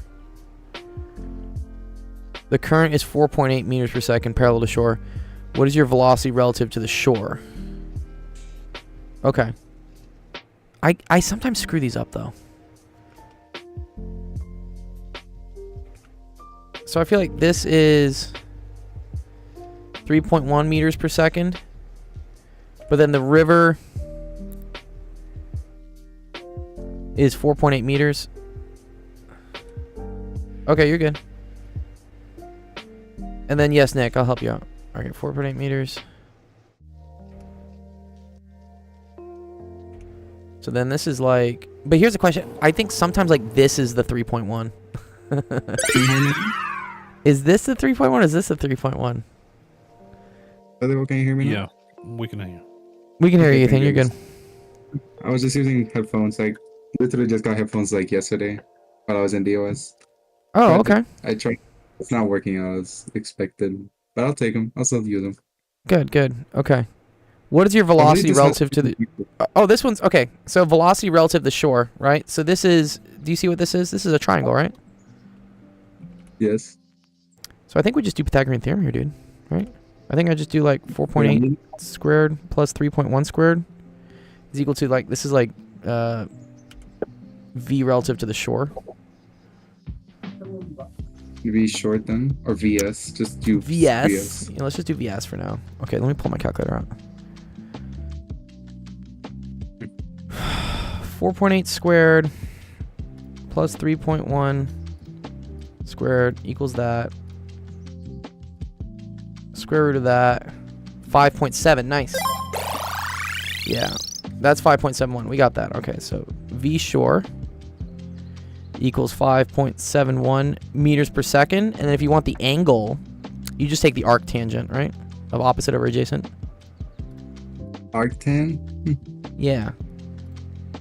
So Alright. remember that, right? This is a right triangle. If this is an angle theta, then this is the opposite, and this is the adjacent, yeah?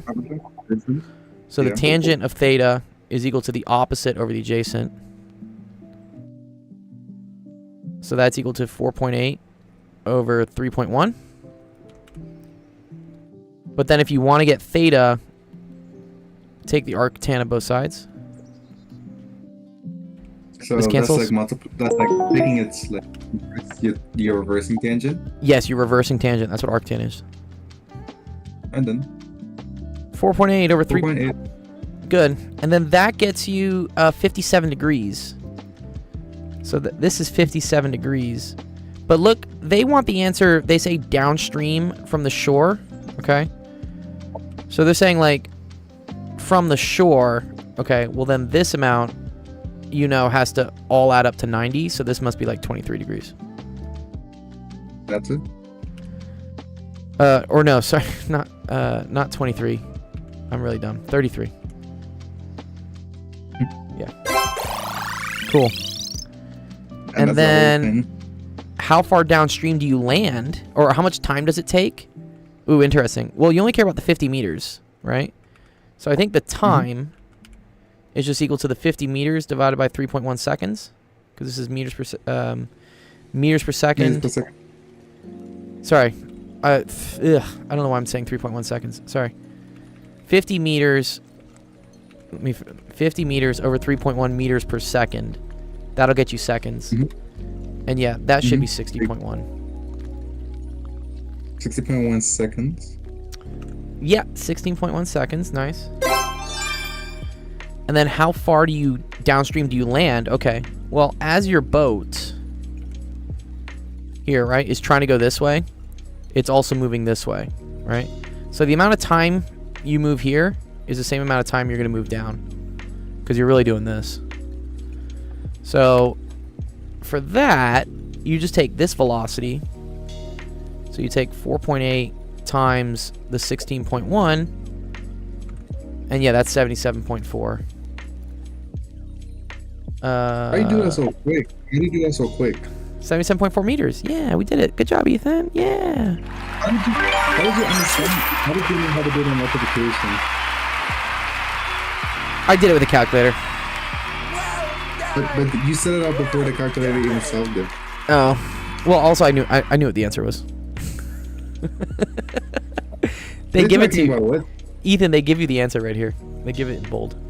Oh. Alright. Okay, nice. Good job, Ethan. It's been such a long time since I asked that question. This feels nostalgic. Are you going to college? What's up? What are your plans now, dude? I know it's the summer. You're working a job at like a store. What are your plans after this? Well, computer science, if you can remember. I have my diploma. I Nice. still plan to study that and plan to go to Taiwan since they have much more advanced technology. Taiwan? Uh-huh. You're gonna go to Taiwan? That's pretty dope. That's dope. You're gonna go to Taiwan for college? No. I'm going to do college. Then, Oh. if I am ready, then go to Taiwan. Oh, okay. That's cool. Yeah, they have a lot of like That's semiconductors and stuff there. But I'll have to study Mandarin since they speak that there, and that's like the hardest language arguably. Yo, wait, isn't like Belize like partially owned by the Chinese? Really? It is? I mean, I see products that have made in China.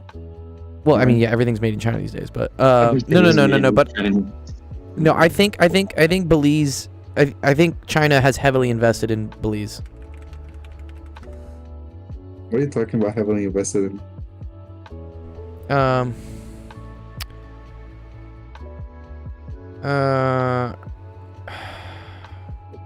Why are all the stores owned by Asians in Belize, dude? What's up with Reddit, dude? Yeah, Oh. we have Asians that have, there are stores that have Asians in them. I'm sure. I thought when I was in Belize that I remember there being like a lot of signs in Chinese, and I was really confused. I was like, wait, why is everything in Chinese here? We're in Belize. We're in like South America almost. And then I think it's because China gave a lot of loans and grants to like develop their ports. And maybe I'm wrong. I thought it was one of those countries where like China has a lot of influence, which would make sense. But then actually it wouldn't make sense with Taiwan because China and Taiwan aren't really friends. Okay. Taiwan is the real China. Can I tell you 2 things before I go? What do you want to say before you go? Yeah, what's up, dude?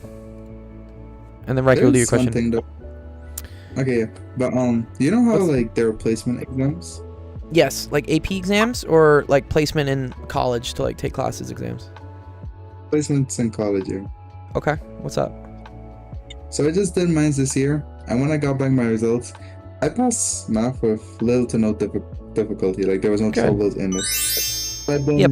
Placement exams should be when it came easy to- for you. But when it came to English, I failed it. Oh, don't worry about the English. You know, I mean, it is important to know English. And Sensation's gonna get mad at me here if I'm saying don't worry about the English. But you should know English. I don't worry about the English. Listen. The thing is that it's like, if I had passed the ad lib, I would have been with everyone else because literally everyone I've asked has gone into the higher English level to where I am right now. And I couldn't even do summer school because I had to get to the US. So it's like, I'm literally behind on school then. It's okay. You'll catch up, man. And like, I mean, enjoy your time in the US. That's a rare thing, especially, I don't know, with how things are moving. I don't know how much easier it's going to be for like foreigners to like come to the US. I mean, hey, I could still take some school next year and catch up, but yeah, it would have been cool if I like I was with them right now. I didn't even have to worry about summer school. I don't know. That's true. I think you'll be okay. You'll be okay, man. I'll keep you. Enjoy your time in the US. Yeah, let me know if you come to Los Angeles. Actually, can I show my face cam really quick? Can I show Yeah, my you can face show your cam as face. well? Yeah, come show your face. Show your face, Ethan.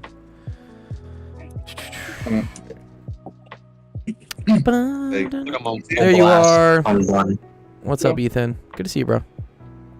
Hello. I also wanted to show you this cool thing as well. Yeah, what do you got? What do you got? This is the slide thing. See? Whoa, game on. Oh, that's cool, man. Oh, what? It changes colors? That's sick. Yeah. That's dope. I'm going to put it to test as soon as I get to my. I'm going to put it to test once I get to my house. But in the meantime, I just stare at blackness for now. Okay, that's cool, Ethan. That's cool. But these are one of the things I got just yesterday. Just being in Denver, right? Because you're in the United States. Yeah, that's cool, man. Yeah. Go eat some Chiba Hut. Have you been to Chiba Hut before? It's like a sandwich shop. I don't know that place. Yeah, Chiba there's a Chiba Hut. Go tell your parents or something. Be like, yo, we gotta go to Chiba Hut. They got really good sandwiches in Denver there. All right then.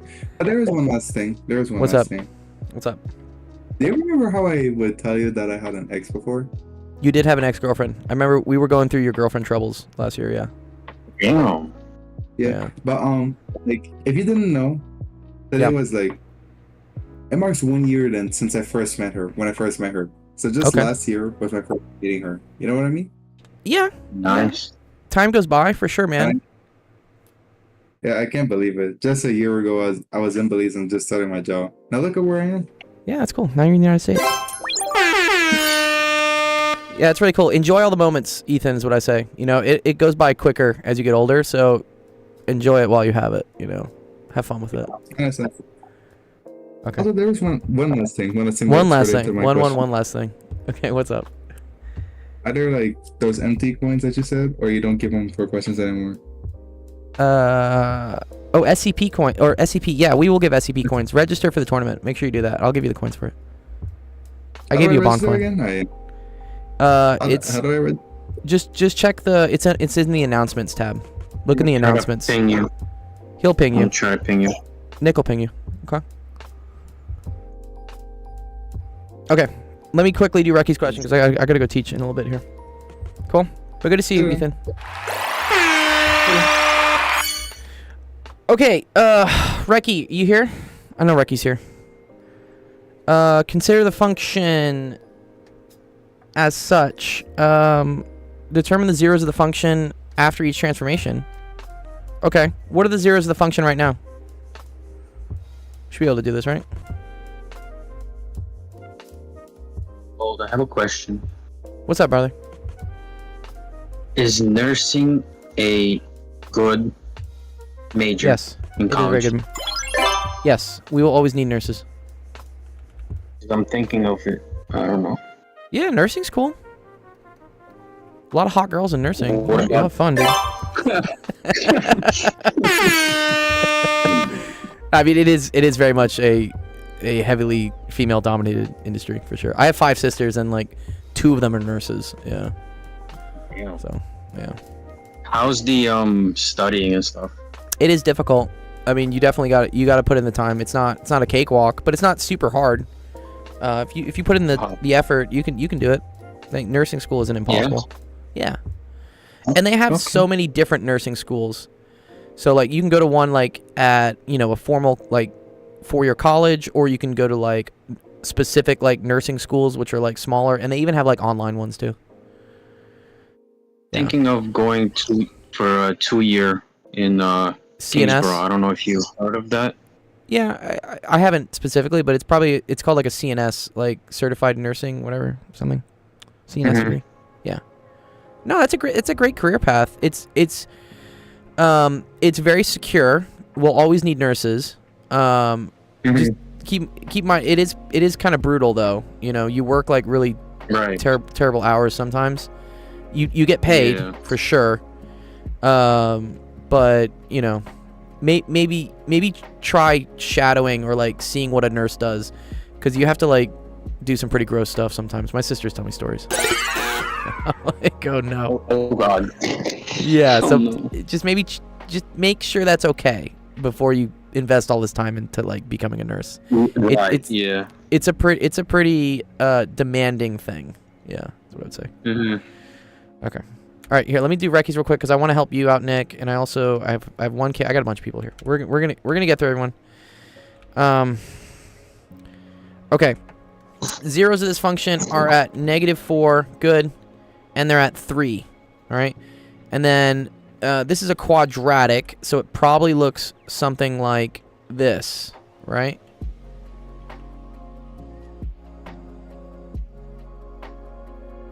Okay, so we want to ask ourselves what happens to the zeros after each function. So what type of transformation is this, Recky? So where you take the function and 4f of x, which means you multiply everything by 4. Does that change where the zeros are? Oh, this camera's fine. I see it.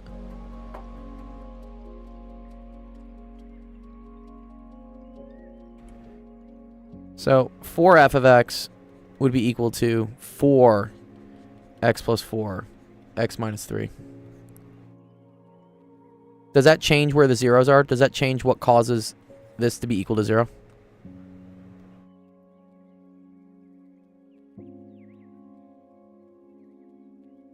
No. Good. The reason for this is a vertical stretch.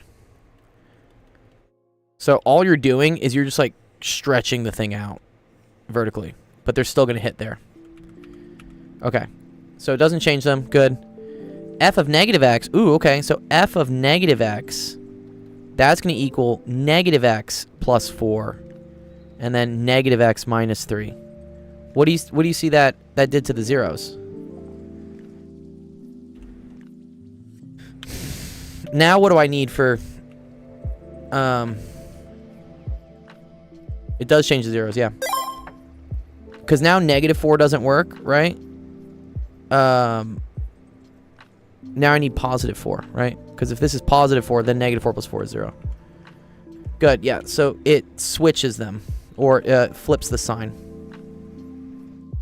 And the reason why it does that is this right here. This is a flip over the y-axis, okay?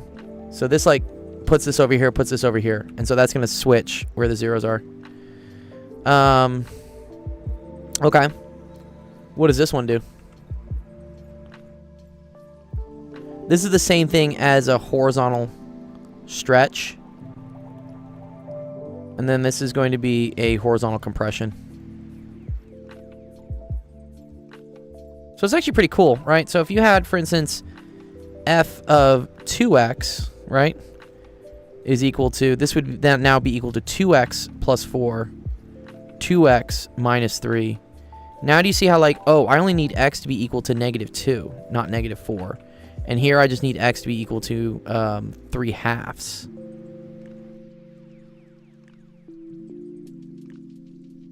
What's up? That is what the 1/2 is. So the 1/2, if it's, so look, so f of 1/2 x, that's equal to 1/2 x plus 4, 1/2 x minus 3. So now you need twice the x, right? So instead of -4, this has to be -8 in order for this to equal 0. So that's why this is a stretch. This stretches it out, and then this one compresses it in. So the zeros either multiply by 2 or divide by 2. Nice. Cool. Good question. I like that.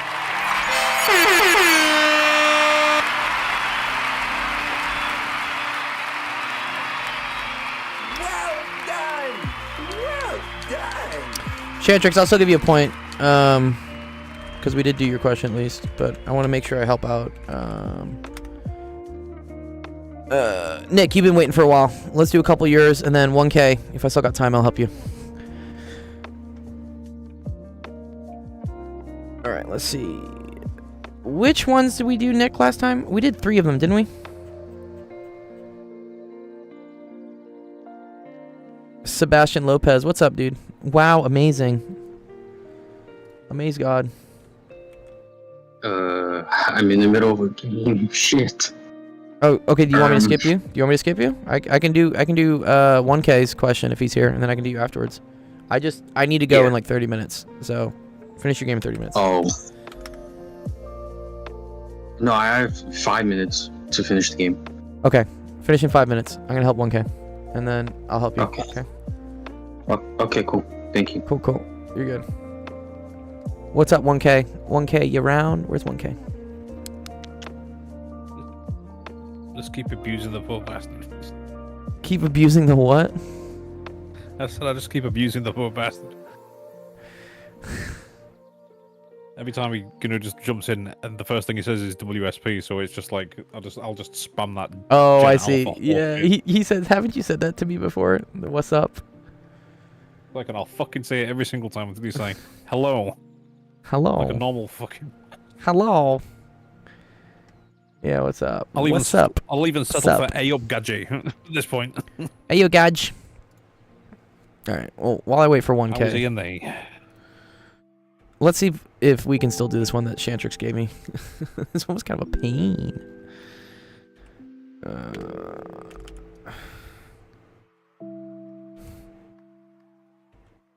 I gotta tell you, Sensation, my uncle, who lives in Cambridge, keeps sending me screenshots of how much he spends at Spoons for breakfast, and I'm horrified by how cheap it is. 7 quid? That's how much it used Dude, to like cost, 2 right? quid. Like 2. What's he buying? Dude, I'll show you. It's insane. Oh, there's 1K. Okay, good. 1K showed up. Alright, 1K, what's your question, dude?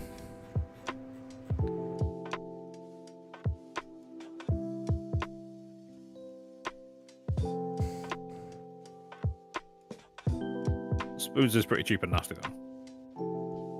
Here, I'm gonna send you. Dude, they're so cheap. What?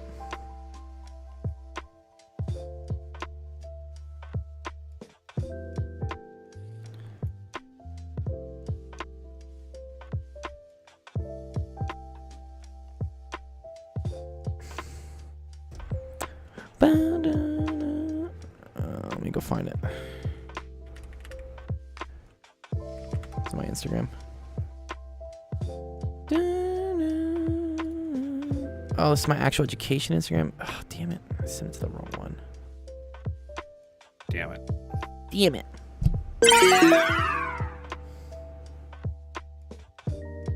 There we go. Let's all go meet in Albuquerque. Albuquerque's pretty dope. I used to work in Los Alamos. I did a summer physics internship there. Okay, here we go. We got some pictures. For a split second, I forgot that Los Alamos is in New Mexico. Yeah, dude. Okay, It's so like, here we go. wait a minute. Yeah.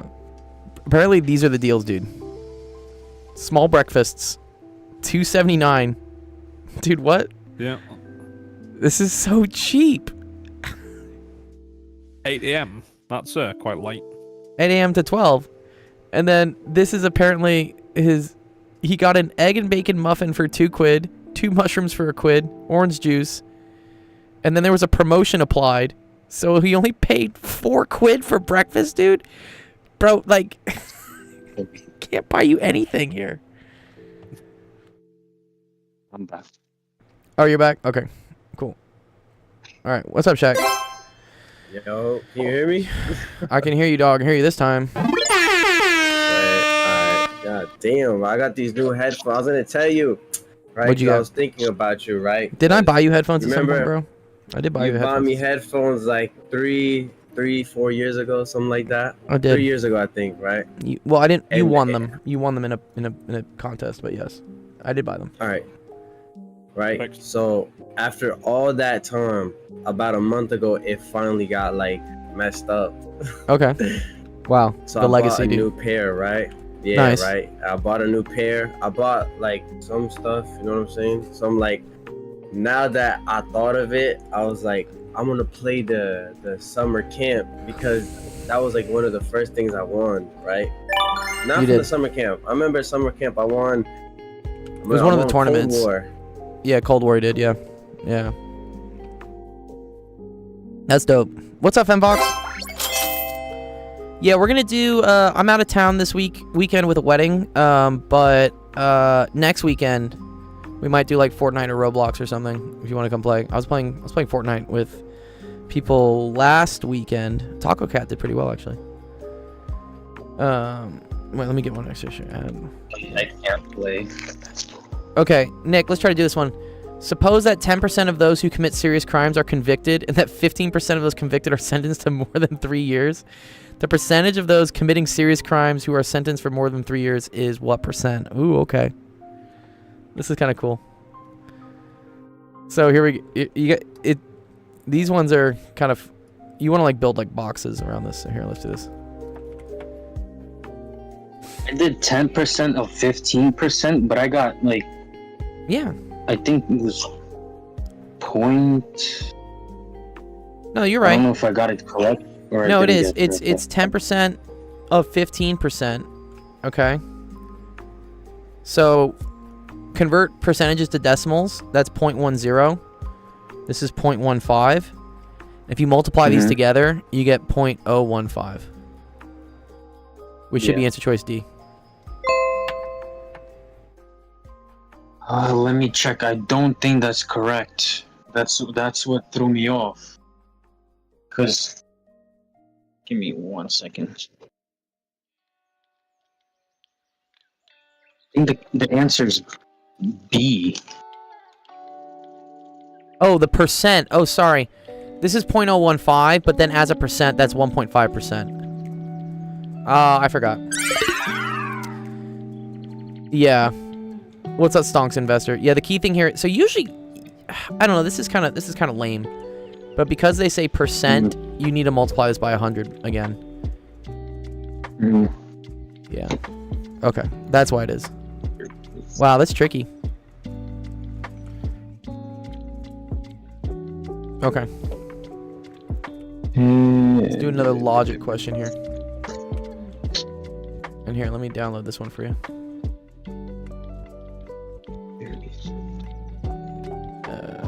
Nick, number 9.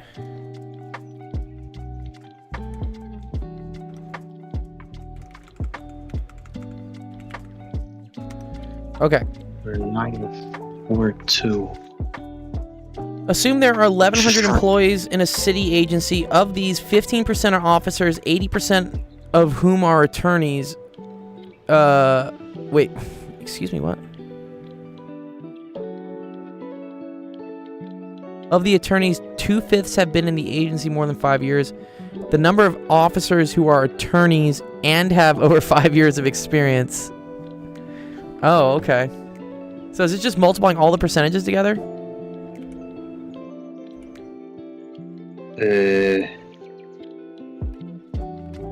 I have no clue. I think it's 0.15. That's interesting. 80% of the officers are attorneys?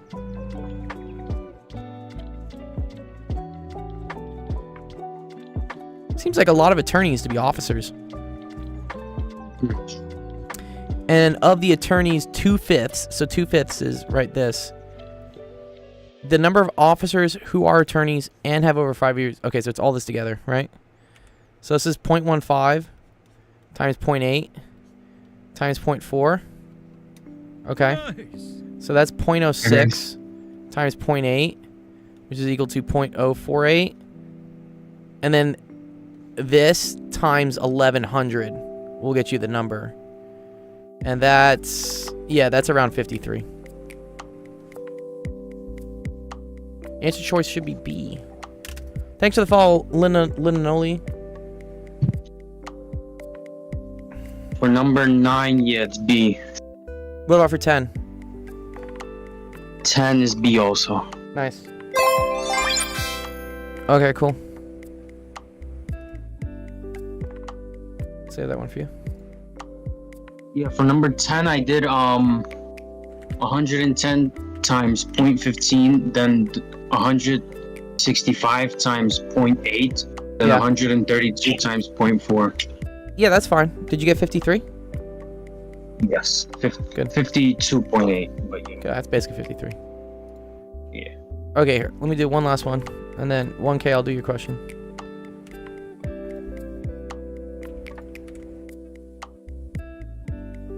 Okay. An employee who has 500 cartons of supplies to pack can pack them at a rate of 50 an hour. After this employee has worked for a half hour, he is joined by another employee who can pack at 45 an hour. Assuming that both employees can maintain their respective rates of speed, the total number of hours required to pack all cartons is... Oh, dude, this is a super tricky question. Oh, man.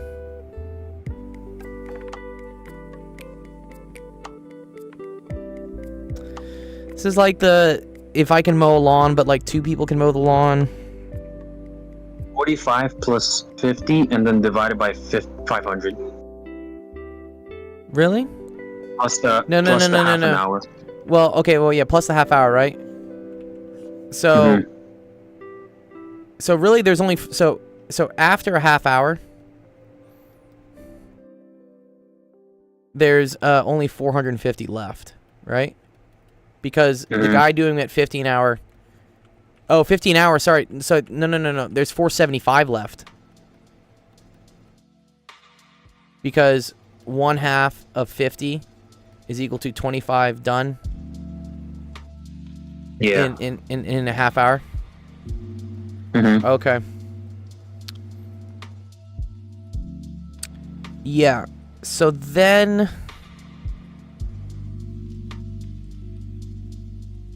Do you just add the rates here? I feel like you don't. I did 45 plus 50 and then divided by 500, and I had like 15 left. So you would have to add another half an hour, so another like 25. So it would take in like 4.5 hours or 5.5 hours. Yeah, I don't think that's exactly the right way to do it. Well, that's how I did it. I got it right. Well, I mean, yeah, a broken clock is right twice a day. Wait, that actually is funny. What the hell? Okay, yeah, you do just add them together. I remember there's something. I remember there being something that if like if 2 people are working together, the rate is not just linearly adding the rates. Okay. Okay.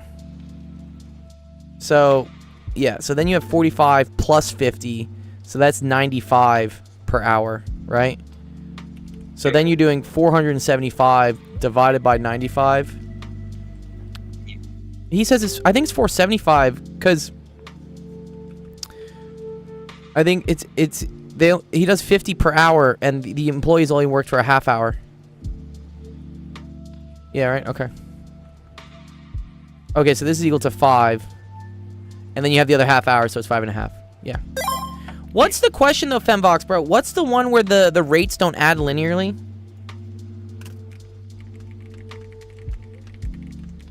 Oh, I remember what it is. It's, you say like, if Dave can mow a lawn in 1 hour, but Charlie can mow an hour in 3 hours, like, how many lawns can they together mow in like 4 hours? That's what it is. Yeah, there's some weird one there. It's when they don't give you the rate, but they give you like the amount of time it takes for them to do one thing. Yes, there you go. Fembox says, I can paint a wall in 2 hours. You can paint it in 3 hours. How long to paint it together? Yeah.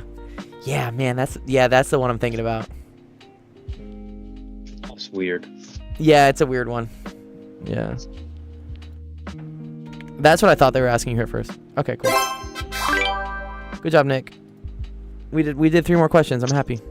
If we keep doing 3 like every day, we'll get all of them done, you know. Yep. Nice. Okay, last question of the day I think comes from 1K. Tomorrow you're here, right? Yeah, 5 o'clock. Okay, cool.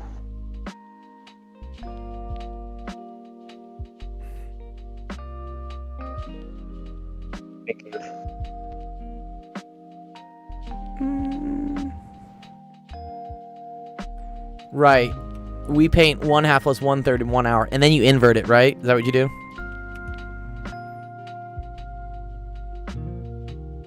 Yeah, Femvox has it. That's totally how you do it.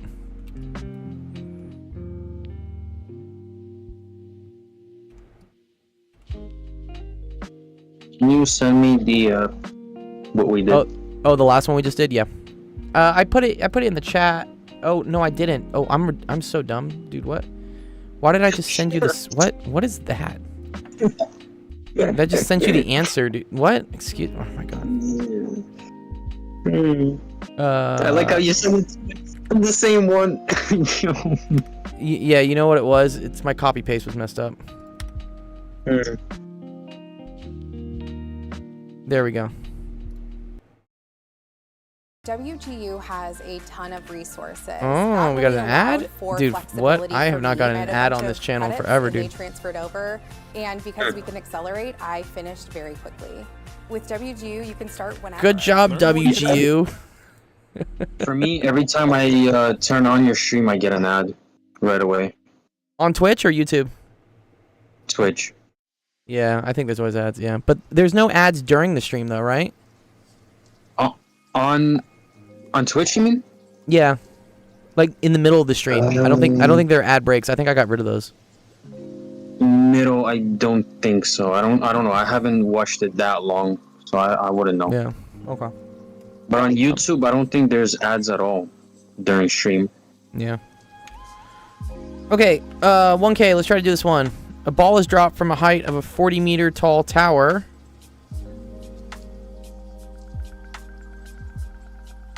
You're welcome, Nick.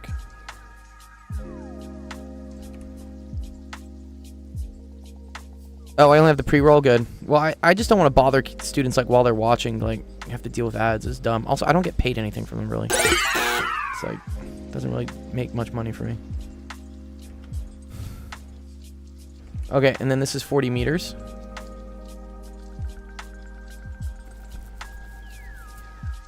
What will its velocity be after covering a distance of 20 meters? Oh, this is cool. What equation do we use for this one? 1K. This is a good kinematics question.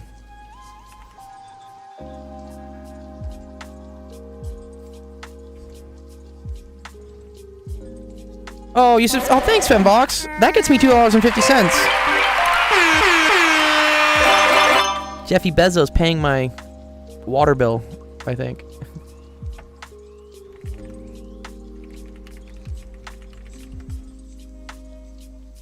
You don't know what it is? Okay, that's all right. I mean, you honestly, you want to just like know these things. Don't spend it all at once. I won't, promise. Okay, so out of these ones, which one you want to use?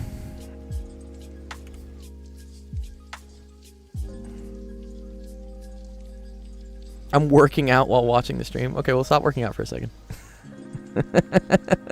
You have to learn.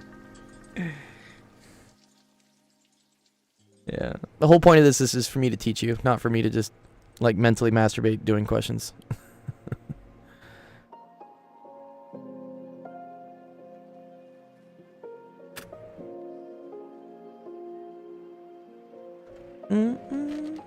Second one, not quite.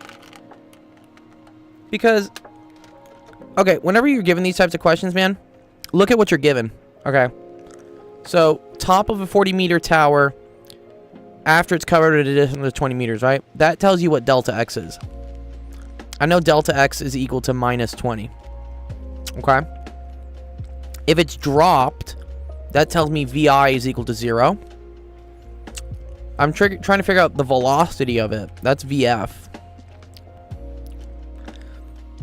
And the only other thing that we know is that if something is dropped in the air, it has an acceleration. What's that acceleration equal to?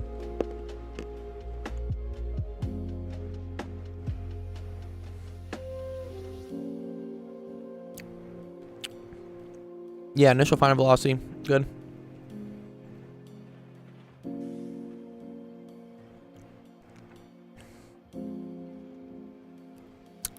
Not quite. Acceleration is negative 9.8. If something is dropped, anything that's called being in free fall, which means gravity tries to pull it down at 9.8 meters per second squared. The initial velocity is 0, but the acceleration, anything that is in the air and is like not being touched by shit, doesn't have rocket boosters or whatever, always has an acceleration of negative 9.8, pulling it down. That's what causes shit to fall.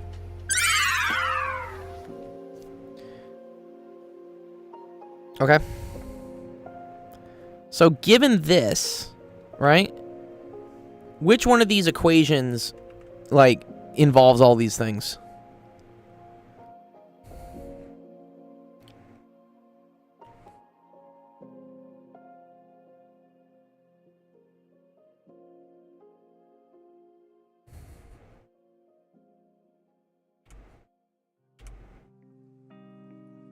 The second one? Well, this one has time. Do I have time here? I don't have time, right? It actually has time in 2 different places. I don't really like that, right? Oh, no. No. Yeah. Second one has time. I don't want to deal with time. Third one. Yes. Yes. This is called the timeless. This is timeless equation. That's what we call it. So we want to use this one. Okay, so now we just plug shit in, right? So I say VF squared is equal to VI squared, so that's 0 squared, plus 2, negative 9.8, times delta x, which is the change in the position, that's negative 20. So you get VF squared is equal to, what is that, 392 maybe? I feel like that's 392. Maybe I'm wrong. 0.2 times 4. Yeah, 392. Okay. So then VF is equal to the square root of 392. Which you gotta do a little calculator here.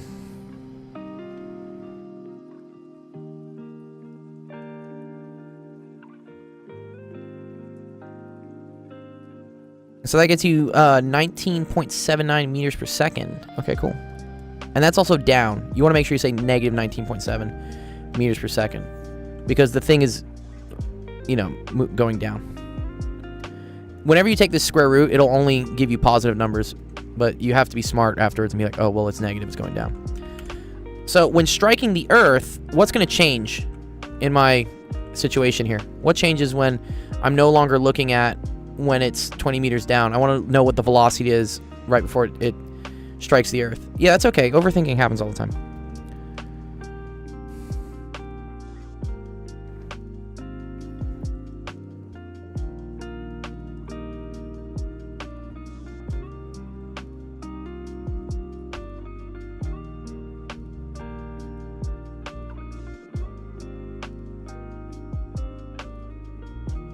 Yeah, when it hits the Earth, yeah.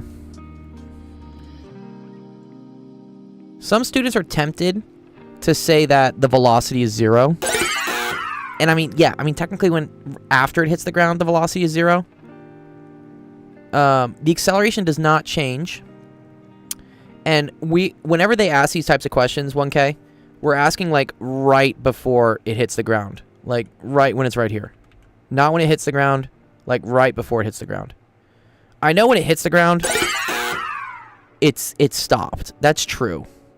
But a thing you learn in physics is that when they ask this, they shouldn't say on striking the earth. They should say like right before it hits the earth, not after it hits the earth. It's weird.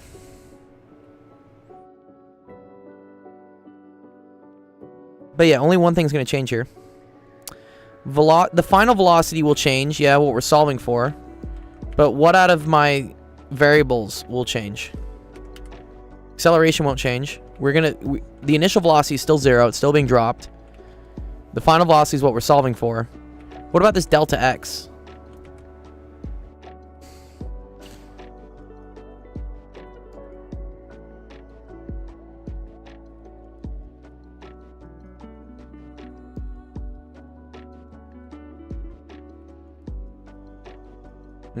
Oh. Distance becomes less? Why does distance become less?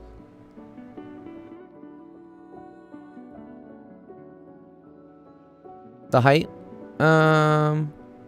Yes. But it travels further. So originally we said, what will the velocity be after it's covered a distance of 20 meters? So when it goes from here to here, that means it's covered 20 meters. But now we want to know what happens when this thing has come down and hit the ground.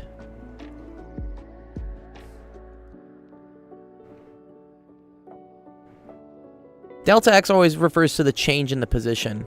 So originally, when it was starting at the top and covering a distance of 20 meters as it fell, that change in position was -20 because it was going down by 20 meters. How far is it going to go down if it hits the ground?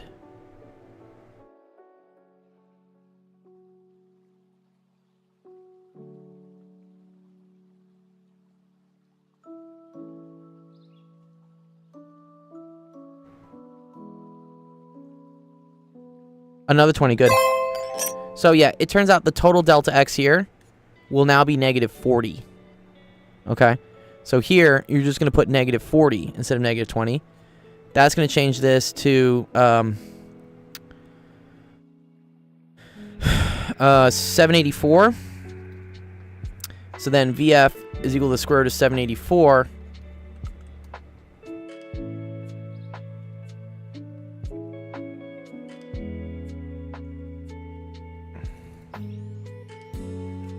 And that's going to get you 28 meters per second. So, I mean, this should make sense, right? It's going to be faster when it hits the ground, right? When it falls all the way down versus when it's only dropped 20 meters. And notice that it's not double, right? It didn't go from 20 to 30. It didn't go from 20 to 40. It went from like 20 to like 28. And that has to do with the squared nature of this thing. That's why it's like square root of 2. But okay, good. Good job.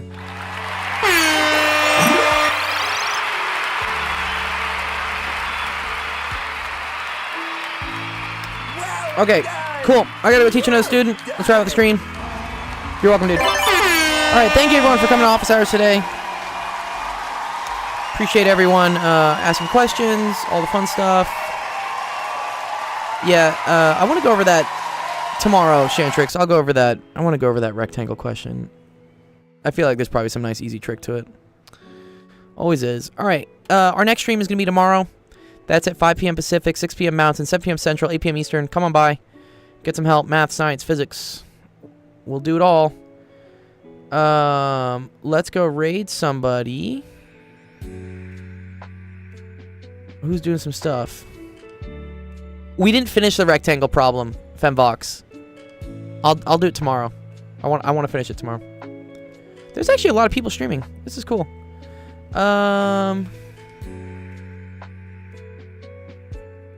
Let's go say hi to Nerduino. Nerduino's cool. He's watching like a launch or something. Yeah, dude, the rectangle problem was cool. We will do this. Because I guarantee you I'm like overthinking this. But we'll do it on tomorrow's stream. I got like kind of far on it, and then like this is just me like brute forcing it. Okay, cool. All right, let's go say hi to your Arduino. Enjoy the rest of your Tuesday. We'll see you Wednesday. Peace. Bye. Most people are going to be staying in Peace, San Nick. Diego, like